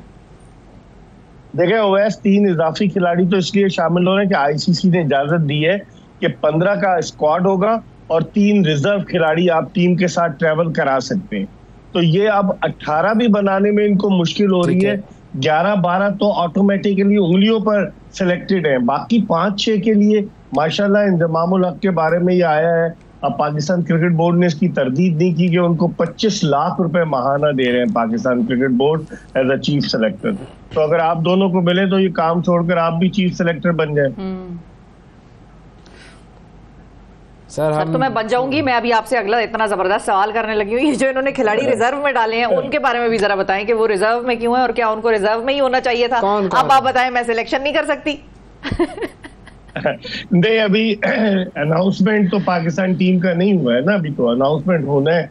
कल भी सर जोड़कर बैठे थे, परसों भी सर जोड़कर बैठे थे, बिल्कुल। और चमगोइयां हो रही है ना, हर कोई अपनी टीम बना रहा है शिफा कि ये मेरा 15 रुकनी स्क्वाड है, हर कोई चीफ सेलेक्टर बन गया बगैर तनख्वाह के। तो होना ये चाहिए कि पाकिस्तान क्रिकेट बोर्ड इस गैर यकीनी सूरत हाल को खत्म करे और एक टीम का ऐलान कर दे।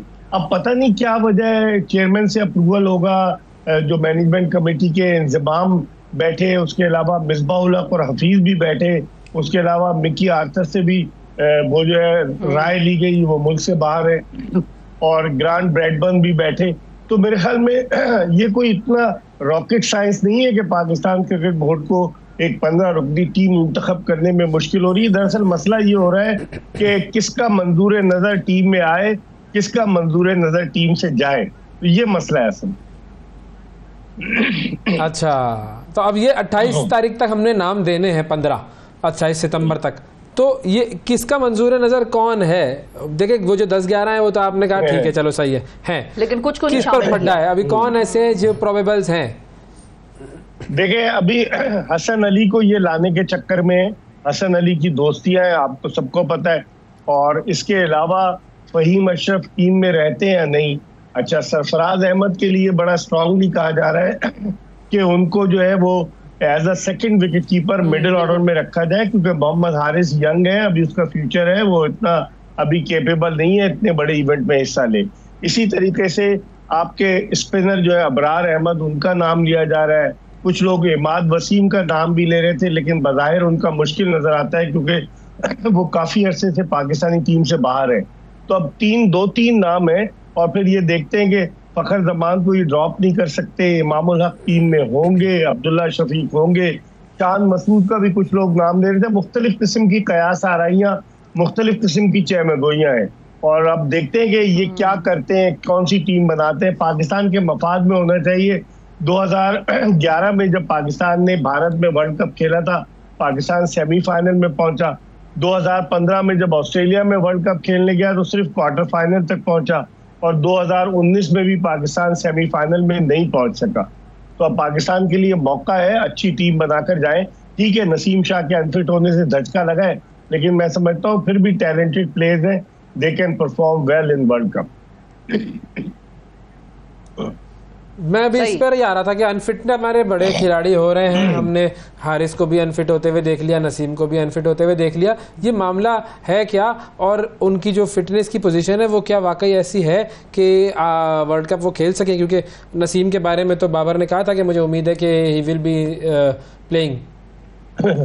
वो कहते हैं ना, दिल के बहलाने को गालिब ये ख्याल अच्छा है। बाबर ने शायद इस तनाजुर में कह दिया हो, लेकिन वसी जो मोहम्मद जो नसीम शाह है, उनके हवाले से यही कहा जा रहा है कि उनको जो इंजरी हुई है उसको रिकवर करने में उनको 2 से 3 हफ्ते लग सकते हैं। अब क्या ये जब तक वो रिकवर करते हैं, पाकिस्तान के 9 मैचेस है वैसे, पहला मैच 6 तारीख को नीदरलैंड से है, दूसरा मैच 10 तारीख को श्रीलंका से, और फिर 14 अक्टूबर का मैच बड़ा इंपॉर्टेंट है, पाकिस्तान वर्सेज इंडिया अहमदाबाद में।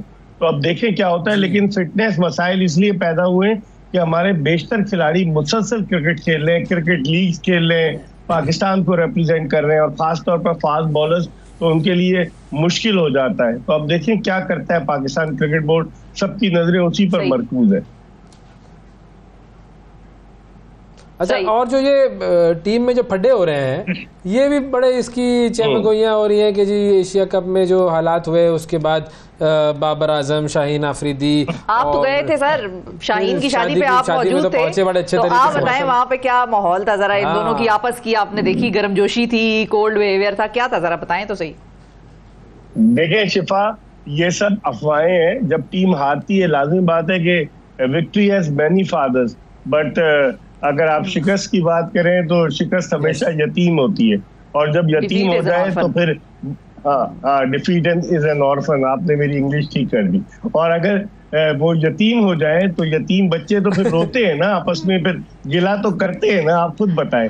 तो वो अगर, और फिर जिस तरीके से आप आखिरी गेंद पर श्रीलंका से 2 गेंदों पर 6 रन और आखिरी गेंद से 2 रन और हार गए, तो आर्गुमेंट्स तो होते हैं, लेकिन ऐसा नहीं कि लड़ाई हो गई। मैंने खुद देखा कि बाबर आजम स्पेशली आया शिरकत के लिए, और किस तरीके से उसने गले लगाया शाहीन शाह अफरीदी को, तमाम र्यूमर्स को उसने दम तोड़ दिए।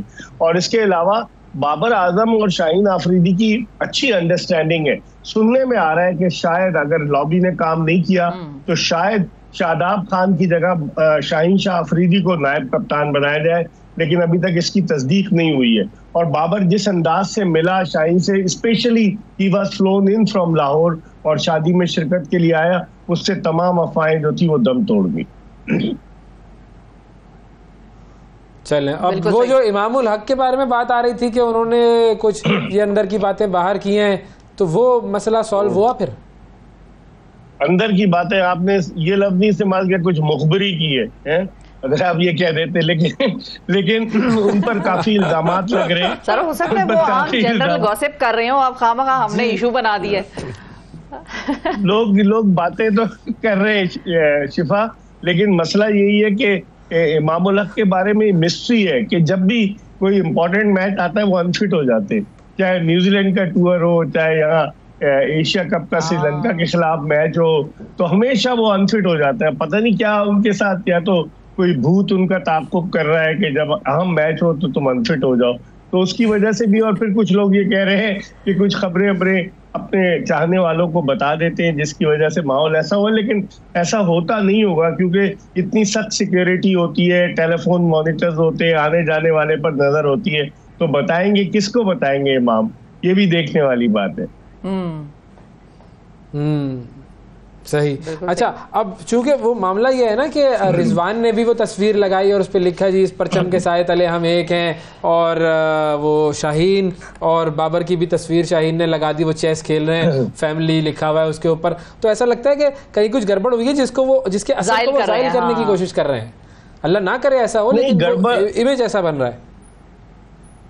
गड़बड़ इस तरह से हुई है कि जो खबरें चली गई ना, कुछ जर्नलिस्ट गए हुए थे। अब आपको पता है यूट्यूबर्स जो है वो सनसनी फैलाने के लिए बहुत सारी चीजें करते हैं, तो वहां पर जो जर्नलिस्ट गए थे कुछ यूट्यूबर्स, उन्होंने इस तरह की खबर चला दी कि बस सनसनी फैल जाए, एक जैसे कहना चाहिए सरासीनगी का आलम हो, उर्दू में कहते हैं, तो वो हो गया। लेकिन ऐसा है नहीं, और उस डैमेज को, उससे थोड़ा डैमेज हुआ, उस डैमेज को जो है रिकवर करने की कोशिश की गई है। शाहीन की तस्वीर बाबर के साथ, फिर रिजवान का, तो मुझे लग रहा है कि कुछ लोग चाहते भी हैं कि लड़ाई हो जाए, हालांकि लड़ाई होनी नहीं चाहिए। टीम एक मुत्तहिद है और टीम ने इस साल अच्छा परफॉर्म किया है, तो टीम हार रही है तो बात है, लेकिन टीम मुत्तहिद है।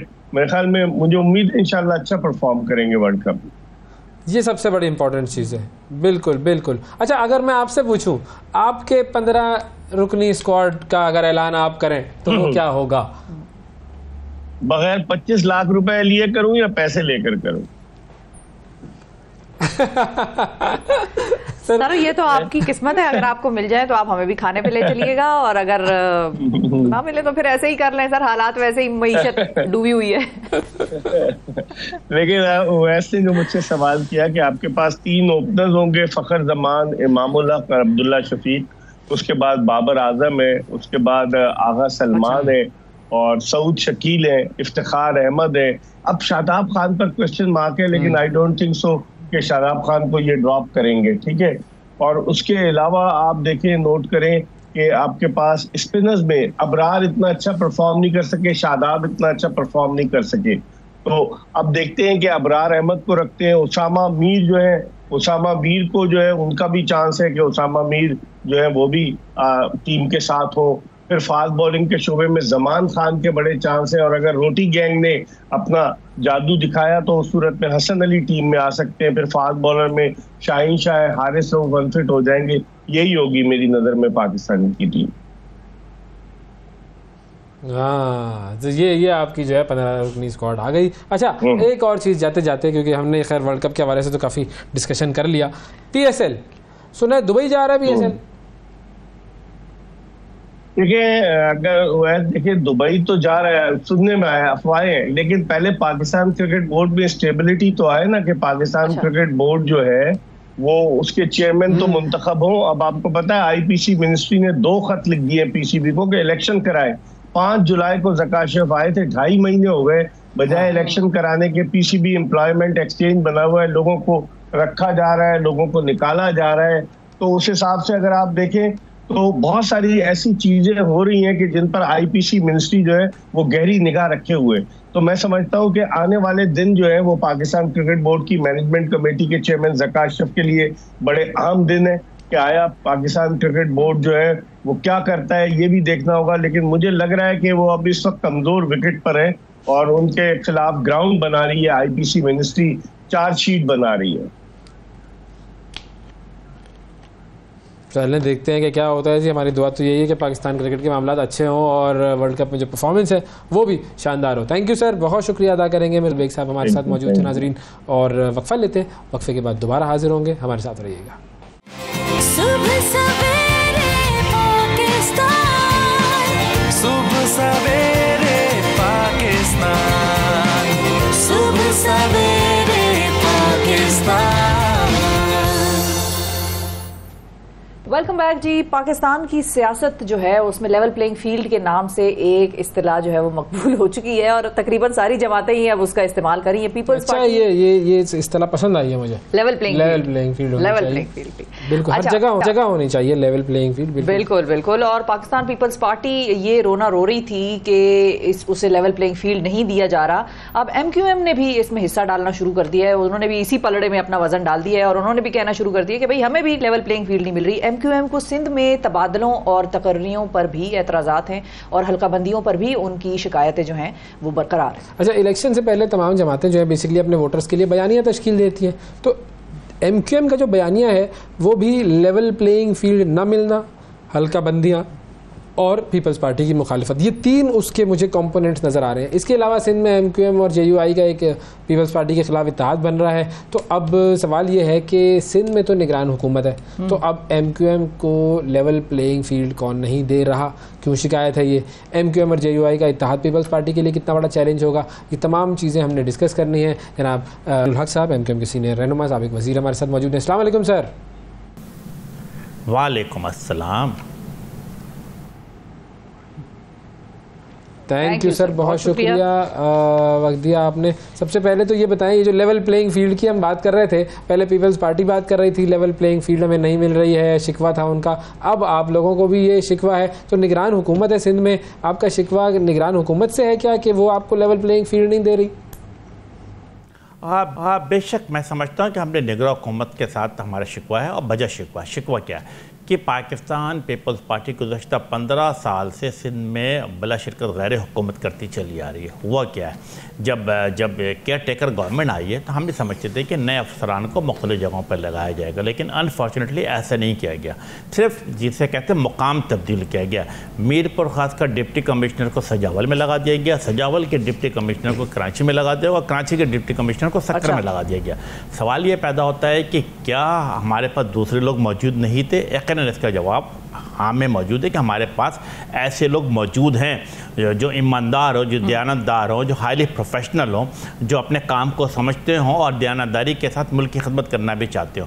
बट अनफॉर्चुनेटली पाकिस्तान पीपल्स पार्टी के साथ जो पिछले 15 साल से लोग थे जिनकी एक पॉलिटिकल एफिलिएशन डेवलप हो गई थी, जो अपने जैसे कहते हैं कि अपने उस वक्त के वज़रा के अंडर इन्फ्लुएंस रहे हैं, तो आप उनसे कोई गैर जानिबदारी की तवक्का नहीं रखते। और यही वजह है कि हमने ये बात प्रेस कॉन्फ्रेंस की है। प्रेस कॉन्फ्रेंस करने के साथ साथ हमने चीफ इलेक्शन कमिश्नर से डॉक्टर फरसत तरबाई ने मुलाकात की है और उनको अपनी तमाम रिजर्वेशन बताई है। न सिर्फ ये कि हमने चीफ इलेक्शन कमिश्नर को रिजर्वेशन बताई है, बल्कि साथ साथ MQM का आला सतह का वफ़द जो है ये केयर टेकर चीफ मिनिस्टर साहब से मुलाकात की। केयर टेकर चीफ मिनिस्टर साहब एक मैं समझता हूँ कि अच्छे रिपीटेशन और एक ईमानदार शख्स के तौर पे इस शहर में, सूबे में और इस मुल्क में पहचाने जाते हैं। एज ए जज मेरा ख्याल उनकी बड़ी ज़बरदस्त रिपीटेशन रही है। एज इंसान he is a thorough gentleman.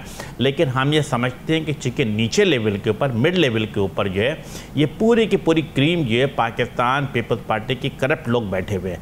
तो मैं समझता हूँ कि ऐसा ना हो कि जो एक वेरी गुड रिपीटेशन हमारे केयर टेकर चीफ मिनिस्टर साहब की, ये भी टार्निश ना हो जाए। इसलिए हमने वक्त से पहले ये तमाम चीज़ें बताई हैं और मेक श्योर कर रहे हैं कि इवन प्लेइंग फील्ड जिसे कहते हैं सिंध में भी तमाम सियासी पार्टियों को दिया जाए। और MQM क्या कहती है, आप ये देखें कि आज से गालिबन 7 दिन पुरानी बात है कि बिलावल भुट्टो साहब क्या करते हैं कि हैदराबाद में जाते हैं और गालिबन एक फिल्टर प्लांट का ओपनिंग कर देते हैं। अरे भाई, आपने किस हैसियत में ओपनिंग किया? इसका मतलब कि उस वक्त की जो जितनी भी ब्यूरोक्रेसी थी उनके साथ थी। आप 15 गाड़ी 18 गाड़ियों के साथ जाते हैं, आपके साथ मुकम्मल प्रोटोकॉल होता है और फिर आप ओपनिंग सेरेमनी करते हैं। तो मेरा ख्याल है कि इस तरह की चीज़ों को रोकना केयर टेकर हुकूमत की जिम्मेदारी बनती है। साथ साथ हम मुख्तलिफ हल्कों से भी उम्मीद रखते हैं और साथ साथ चीफ इलेक्शन कमिश्नर साहब से भी उम्मीद करते हैं कि वो तमाम सियासी पार्टियों को बिलखसूस जिसे कहते हैं MQM पाकिस्तान को अर्बन सिंध में इवन प्लेइंग फील्ड फराहम किया जाएगा। सही। ठीक है। अच्छा, अब ये बताइए अमीनुल हक साहब कि आम इंतखाबात में क्या MQM किसी जमात के साथ इत्तेहाद या सीट एडजस्टमेंट का सिलसिला करेगी? अवैध और शिफा, आप MQM को पाकिस्तान के अगर पिछले 40 साल के रिकॉर्ड उठा के देखेंगे तो MQM पाकिस्तान ने क्या हुआ कि पिछले 35 साल के अंदर मैं समझता हूँ कि लगभग 10 या 11 ये डिफरेंट इलेक्शन में कौमी असम्बली के, सूबाई असम्बली के साथ साथ लोकल गवर्नमेंट के, MQM पाकिस्तान ने उन तमाम इलेक्शन पे क्लीन स्वीप किया है। हाँ, साथ साथ MQM की हिस्ट्री रही है। हिस्ट्री क्या रही है कि MQM पाकिस्तान ने पूरे जिसे कहते हैं 3.5 डेकेड, 3.5 डेकेड से जब भी इलेक्शन हुआ किसी सियासी पार्टी के साथ कोई अलायंस नहीं किया। हाँ, ये ज़रूर है कि लोकल लेवल के ऊपर हम हमेशा सीट एडजस्टमेंट करते हैं, आउटस्कर्ट ऑफ द कराची हो, इंटीरियर सिंध हो। तो हम अच्छी बात क्या है कि पाकिस्तान पीपल्स पार्टी की करप्ट, नाहल और बेस हुकूमत से पूरे सूबे सिंध के अवाम जिसे कहते हैं बेजार आ चुके हैं। तो एक एंटी पीपल्स पार्टी सेंटिमेंट पूरे सिंध में पाया जाता है। तो मैं समझती हूँ GUI के साथ हो या फंक्शन लीग हो या GD हो, इन तमाम लोगों के साथ MQM की एक अच्छी गुड वर्किंग रिलेशनशिप मौजूद है। और हमारी क्या ख्वाहिश है कि जो सेंटिमेंट पीपल्स पार्टी के ख़िलाफ़ बना हुआ, उनकी करप्शन के बिना पर, उनकी नाहली के बिना पे, उनकी बेहसी के बिना पर, तो अगर एक आपस में बैठक हो जाती है और मैं समझता हूँ आने वाले इंतखाबात में और बिलखसूस जो आउटस्कर्ट ऑफ सिंध है या जैसे आउटस्कर्ट ऑफ कराची है, इस पर लोकल सतह पर हम बिल्कुल बैठेंगे, बातचीत करेंगे और जहाँ पे अप्रोप्रिएट कैंडिडेट होगा उनके साथ बैठ करके मैं समझता लोकल सतह पर उनके साथ बातचीत करके मामला को आगे बढ़ाया जाएगा। तो अभी आपकी जो है वो JUI-F के साथ एक यूँ कहिए कि इत्तेहाद बन गया है या एक कोलैबोरेशन बन गई है। अच्छा, JUI जो है उसके बारे में अगर हम देखें तो सिंध में ऐसे उसकी कोई इतनी मजबूत पोजीशन नहीं है। अगर रियलिटी को हम देखें तो पीपल्स पार्टी को आप कैसे काउंटर करेंगे सिंध में, आप दोनों पार्टियां मिलकर, उसका क्या बेनिफिट होगा? देखिए, हमने अभी JUI के साथ कोई मुआहदा नहीं किया है। हम एक दूसरे के साथ मिल रहे हैं, एक दूसरे के साथ बातचीत कर रहे हैं। अच्छी बात क्या है, मैं शिफा और वैसे मैं आपको बताना चाहता हूँ कि MQM के एक प्लस पॉइंट, कि MQM का प्लस पॉइंट ये कि अर्बन सिंध में जहाँ वो कामयाबी हासिल करती चली आ रही है पिछले 3 डेकेड से, इसी तरीके से रूरल सिंध में चाहे वो टंडो वाला यार हो, टंडो जाम हो, खैरपुर हो, शिकारपुर हो, रूड़ी हो, जैकबाबाद हो, इन तमाम जगहों पर MQM के एक बड़ा स्ट्रॉन्ग वोटर मौजूद है। और MQM के उम्मीदवारों को उन तमाम जगहों से जहाँ मैंने नाम लिया कि 12,000 के 15,000 के 18,000 वोट मिलते हैं, लेकिन अक्सर हम कामयाब नहीं हो पाते। तो मैं समझता हूँ इसका बेनिफिट जो है, मैं समझता हूँ कि दूसरी सियासी पार्टी जो हमारे साथ एक अंडरस्टैंडिंग करेंगी, एक गुडविल जस्टर डेवलप होगा तो उनको ज़रूर फ़ायदा पहुँचेगा।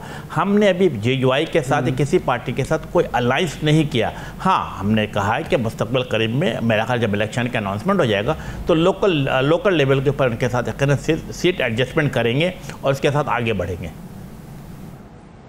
सही है, ओके, ठीक है। अच्छा, अब जाहिर है एक और बड़ी शख्सियत पाकिस्तान वापसी की तारीख दे चुकी है, नवाज शरीफ साहब, और उनकी वापसी पर आपको क्या लगता है? मतलब मैं 3 ऑप्शंस आपको देती हूँ। ग्रैंड डायलॉग होगा, जो कि बड़ी मुशावरत की बातचीत चल रही है, क्या ग्रैंड डायलॉग होगा, या वो जेल जाएंगे पहले और फिर अपने केसेस जाहिर है वो फेस करेंगे, या फिर जैसे वो तहरीरी दावे कर रहे हैं कि चौथी मरतबा वजीर आजम होंगे? तो आपके ख्याल में इन तीनों में से क्या चीज़ होगी? देखिए, अवैध और शिफा, आपका ये सवाल जो है मारूज़े पर मबनी है। मैं समझता हूँ कि यस, नवाज़ शरीफ एक बड़ी सियासी पार्टी के एक बड़े रहनुमा हैं, हमारे वज़ीर आज़म रह चुके हैं, हमें उनके साथ काम करने के मौके भी मुयस्सर आए हैं। आज अगर मुल्क से बाहर है तो हम सबको पता है क्यों है, क्योंकि एक बड़ी ऑर्गेनाइज और सिस्टमेटिक तरीके से उनको पानामा केस में फंसाने की कोशिश की गई। अब मेरा ख्याल है कि 2018 के इलेक्शन में मैं समझता हूँ जिस अंदाज से, जिस बहादुरी का मुजाहरा करते हुए, जिस पॉलिटिकल विजन के साथ अपनी बेटी का हाथ पकड़कर पाकिस्तान आए, ये जानते हुए भी कि वो गिरफ्तारी हमल हो जाएगी, उन्होंने गिरफ्तारी दी। पीछे उनकी मिसेस की तबीयत ख़राब थी, बाद में उनके फौत भी हो गया, लेकिन उनका हिम्मत हौसलों को उस वक्त भी हमने दाद दिया था। मैं समझता हूँ कि अगर वो पाकिस्तान आना चाहते हैं, पाकिस्तान के पॉलिटिक्स पर अपना किरदार अदा करना चाहते हैं, तो हर शख्स को आज़ादी होनी चाहिए कि अगर अवाम उसे मुंतखब करती है, उसे आगे लेकर आती है, तो उसे इक़्तिदार में आना चाहिए। हाँ, MQM का क्या मुतालबा है? MQM हमेशा शुरू दिन से कहती आ रही है कि आज़ादाना, मुनसिफाना, शफाफ इंतखाबात को यकीनी बनाया जाए। बैलेट बॉक्स से जिस किसी का भी वोटर, जिस पॉलिटिकल पार्टी का भी वोट निकलता है, उसे इक़्तिदार में मौका देना चाहिए। बिल्कुल सही, अच्छी बात की कि भाई हर एक को आज़ादी होनी चाहिए, वो इंतखाबात में आए और फिर बैलेट बॉक्स फैसला कर ले, बिल्कुल ठीक है। अच्छा, फाइनली जाते जाते एक और चीज़ वो कराची के हवाले से पूछना चाह रहा था मैं कि ये जो निगरान हुकूमत अभी कराची में जो पुलिस में जो तब्दीलियाँ लेकर आई है, कराची की लॉ एंड ऑर्डर की सिचुएशन हम सब जानते हैं कि कितनी ख़राब है, तो इससे क्या फ़ायदा होगा कराची को, कोई फ़ायदा होगा या नहीं? देखिए, मैं समझता हूँ कि वैद और शिफा हमेशा आप ये देखते चले आए हैं कि ट्रांसफ़र पोस्टिंग होती रहती है, बट ट्रांसफ़र एंड पोस्टिंग में क्या देखा हमने कि चीफ सेक्रेटरी के लेवल हो या आईजी के लेवल हो, गो कि हमसे कोई मशावरत नहीं की गई, लेकिन मैं समझता हूँ दोनों अच्छे अफसरान आए हैं। लेकिन जब हम उनके नीचे मामलात को देखते हैं तो मेरा ख्याल है कोई बहुत अच्छे मामलात नहीं है, बहुत अच्छे रिपूटेशन के लोग मौजूद नहीं है। आज भी कराची में स्ट्रीट क्राइम अपने ज़ोरों पे मौजूद है, आज भी किडनैपिंग फॉर रैंसम हो रहा है। आप देखिए कि कच्चे के डाकू आज़ादी के साथ मुख्तलिफ जगहों पे घूमते फिर रहे हैं। तो मैं समझता हूँ कि एक वेल रिपूटेड और जैसे कहते हैं कि पुलिस फोर्स के साथ मेरा ख्याल अगर मौजूदगी को यकीनी बनाते तो मेरा ख्याल है कि ये स्ट्रीट क्राइम के मामलात हों, चोरी डकैती के मामलात हों, स्नैचिंग के मामलात हों, इसको कंट्रोल किया जा सकता था। बिल्कुल ठीक है जी, बड़ी अहम बात की आपने सर। अमीनुल हक साहब हमारे साथ मौजूद थे जी, रहनुमा MQM, और आप देखते हैं कि आगे MQM क्या करती है, किस रुख लेती है उनकी सियासत। Thank you sir, thank you, बहुत शुक्रिया आपका। नाज़रीन, वक्फा लेते हैं, वक्फे के बाद दोबारा हाजिर होंगे, हमारे साथ रहिएगा। सुबह सवेरे पाकिस्तान, सुबह सवेरे पाकिस्तान, सुबह सवेरे पाकिस्तान। Welcome back. सुबह सवेरे पाकिस्तान में एक मरतबा फिर खुशामदीद। प्रोग्राम के बस आखिरी चंद लम्हात हैं, चंद मिनट हैं। जाते जाते आपको एक अफसोसनाक खबर दे दें, डोनाल्ड ट्रंप अमेरिका के साबिक सदर, उनका इंतकाल हो गया है और ये बहुत ही ज़ाहिर एक अफसोसनाक डेवलपमेंट है जो कि हमें नज़र आई है। अभी तो वो अगले इलेक्शन में हिस्सा लेकर और ख्वाब देख रहे थे कि हम वो दोबारा से अमेरिका के वो सदर बनेंगे, लेकिन बस जो अल्लाह को मंजूर। नाजरीन, ये एक फेक न्यूज़ थी और ये बिल्कुल ये एक ट्विटर पे थी भाई, ट्विटर पे थी और ट्विटर पे बड़े एक बावसूक उनके बेटे ने ट्वीट किया, मेरे अब्बू का इंतकाल हो गया है, सब बिल्कुल बिल्कुल उनके बेटा जो ट्रंप जूनियर है उनके ट्विटर अकाउंट से ये ट्वीट हुई कि भाई डोनाल्ड ट्रंप हैज़ मतलब चल बसे और फिर बाद में पता ये चला कि भाई उनका अकाउंट जो है वो हैक हो गया और वो खुद अपने अकाउंट को ऑपरेट नहीं कर रहे थे जब ये ट्वीट जो है वो सामने आई। तो और बाकी बड़े अखबारात और अखबारात तो खैर नहीं, जो सोशल मीडिया वेबसाइट्स हैं और बड़ी बड़ी जो न्यूज़ की एजेंसीज हैं, even main stream TV channels, उन्होंने भी बड़ा इस पे फौरन ही खबर सुना दी। बाद में फिर ये पता चला अगर मतलब बेटा ट्वीट कर रहा है, बेटा जो है वो ट्वीट करेगा, फिर आप जहन आपका मान ही जाएगा कि भाई अब बेटा ट्वीट कर रहा है, मजाक तो नहीं कर रहा होगा। लेकिन बाद में ट्वीट करूंगा आपके बारे में कोई मतलब कि भाई शिफा जो है वो वर्ल्ड कप जीत गई है मिसाल के तौर पे, तो लोग मानेंगे ना कि भाई यूएस कह रहा है तो बात सही है। ऐसा ही है बिल्कुल। या शिफा मुल्क छोड़ के चली गई, या ये कि शिफा जो है वो आज बीमार है, कुछ भी हाँ तो लोग मानेंगे। तो इसी तरह उनके बेटे ने ट्वीट की, लोग माने और फिर बाद में उनके बेटे ने वजाहत की कि भाई मैंने ऐसी कोई बात खुद से नहीं लिखी हुई, ये मेरा ट्विटर अकाउंट जो है वो हैक हो गया था। ट्रंप जूनियर का ये बयान आया उसके बाद। तो ट्रंप इज अलाइव, क्या हो रहा है दुनिया में, Trump is alive and very much kicking. Trump basically जो है ना ये वो तो खैर उनको कुछ नहीं आगे क्या होता है क्या नहीं होता, लेकिन ये हैकर जो है ना ये बुनियादी तौर पर जरासीम होते हैं, मुझे लगता है। हाँ, लेकिन जरासीम कभी सोचा है आपने होते क्या है? इसमें क्या सोचने की बात, जरासीम होते हैं। वो क्या होते हैं जरासीम का लफ्ज़ जब आप सुनते हैं तो मुख्तलिफ किस्म की बीमारियों का जहन में आता है मंजर के भाई। हाँ, मतलब उनका तखय्युल जो है, उनकी जो फॉर्मेशन है वो बेसिकली किसी जरासीम की वजह से जुन्नों से जी। लेकिन हमारे जिस्म में ऐसे खरबों जरासीम मौजूद होते हैं जो हमारी जहनी और जिस्मानी सेहत के लिए नागुज़ीर होते हैं। मतलब फायदेमंद जरासीम, गुड जरासीम, मेडिकल ना लाओ भाई, गुड जरासीम एंड बैड जरासीम ना। बताएं। इन जरसूमों का जो वजन है वो जमा किया जाए तो ये इंसानी वजन का 3% बनते हैं। अच्छा, बिल्कुल। और अगर 80 किलोग्राम वजन रखने वाला कोई शख्स है तो इसका मतलब है कि 2-2.5 किलो जरासीम लेके फिर रहा है अपने साथ, अच्छे वाले गुड जरासीम, गुड जर्म्स नाजरीन। और इन्हें साइंसदान माइक्रोबायोम्स का नाम देते हैं और हम इन्हें आसानी के लिए इंसान दोस्त जरासीम कहते हैं या गुड जरासीम। आप कहते हैं भाई शिफा ने ये नई टर्म कॉइन की है। हमारे निज़ाम इंहिज़ाम और दिमाग का बरह रास्त ताल्लुक जो है वो इन जरसूमों से या जरासीमों से होता है। अगर इनकी हालत ख़राब हो जाए, इनमें कमी वाक़ई हो जाए या ये अपना इनका जो सिस्टम है वो ठीक ना हो, तो मतलब अगर पेट खराब हो जाए, तबीयत में उदासी या परेशानी पैदा हो जाए, तो इसका कहीं ना कहीं ताल्लुक जो है वो इन माइक्रोबायोम से होता है। अच्छा। और सबसे ज़्यादा जरासीम जो है वो निज़ाम हाजमा में होते हैं जिनकी तादाद जो है वो 100 ट्रिलियन तक पहुँच जाती है और ये ग़िज़ा हज़म करने के में जो हमारी मदद है वो करते हैं। मुदाफ़ियाती निज़ाम जो है उसको मजबूत बनाते हैं। जिन ग़िज़ाओं को मैदा हज़म नहीं कर सकता उन्हें ये जरासीम जो है बड़ी आंत में पीस देते हैं, जिसको हम कहते हैं ना कचूमर बना देते हैं उनका, ताकि ग़िज़ा में मौजूद जो विटामिन हैं, दीगर ग़िज़ाई अनासिर हैं, वो खून में शामिल हो सकें और खून की नालियों में फिर वो बाकी जिस्म के सेल्स में जा सकें। अच्छा, खून से ये खुलियों तक पहुँचते हैं और इन्हें तक़वियत पहुँचाते हैं। और हमारे निज़ाम हाज़मा जो है उसमें मौजूद जरासीमों की 400 से 1000 के दरमियान तक अक़साम होती है। इसकी किस्में भी होती हैं, टाइप्स, मतलब आप अल्लाह की क्रिएशन देखें भाई कि टाइप एक जरासीम भी बन सकता था, लेकिन उन्होंने मुख्तलिफ टाइप्स और मुख्तलिफ काम उनको ज़ाहिर दिए होंगे। इनमें से कुछ तो सेहत पर मनफी असरात भी मुरतब करती हैं, लेकिन ज़्यादातर किस्में ऐसी हैं जो इंसान दोस्त हैं और काम भी हमारे फ़ायदे के लिए कर रही होती हैं। साइंसदान अब इन जरासीमों पर तहकीकात कर रहे हैं और इस ज़रिए वो ऐसी अद्वियात बनाएंगे जो मर्ज़ पैदा ही ना होने दे। ओके, जरासीम को पहले से ही आपने इस काम पे लगा दिया है। हाँ। वो उस मर्ज को पैदा ही ना होने दे। बिल्कुल, वेरी गुड, जबरदस्त, ये तो बड़ी साइंसी बात है। अच्छा, और जख्म लगने की सूरत में खून का बहाव रोकने में फॉलिक एसिड एक अहम किरदार अदा करता है। अच्छा, निज़ाम हाज़मा में मौजूद ये नन्हे मुन्ने मेहमान जो हैं ये फॉलिक एसिड की तैयारी में भी बड़े मददगार साबित होते हैं, वरना हमारा खून बहता जाए और उसी से इंसान की डेथ हो जाए। अच्छा, इंसानी सेहत जो है उसके लिए ज़रूरी है कि इन जरासीमों को भी सेहतमंद रखा जाए और इनके लिए भी ग़िज़ाओं में जिसको कहते हैं ना तरोताज़गी रखनी ज़रूरी है। इनका भी हमने ख्याल रखना है। कभी दाल खा लें, कभी सब्ज़ी और कभी गोश्त और फल फ्रूट खा लें, तो बैलेंस डाइट रखें। इसी तरह जिस तरह माँ जो है अपने बच्चे को 6 माह तक ज़ाहिर है ब्रेस्ट फीडिंग कराती है, तो वो बच्चे के जिस्म में दोस्त जो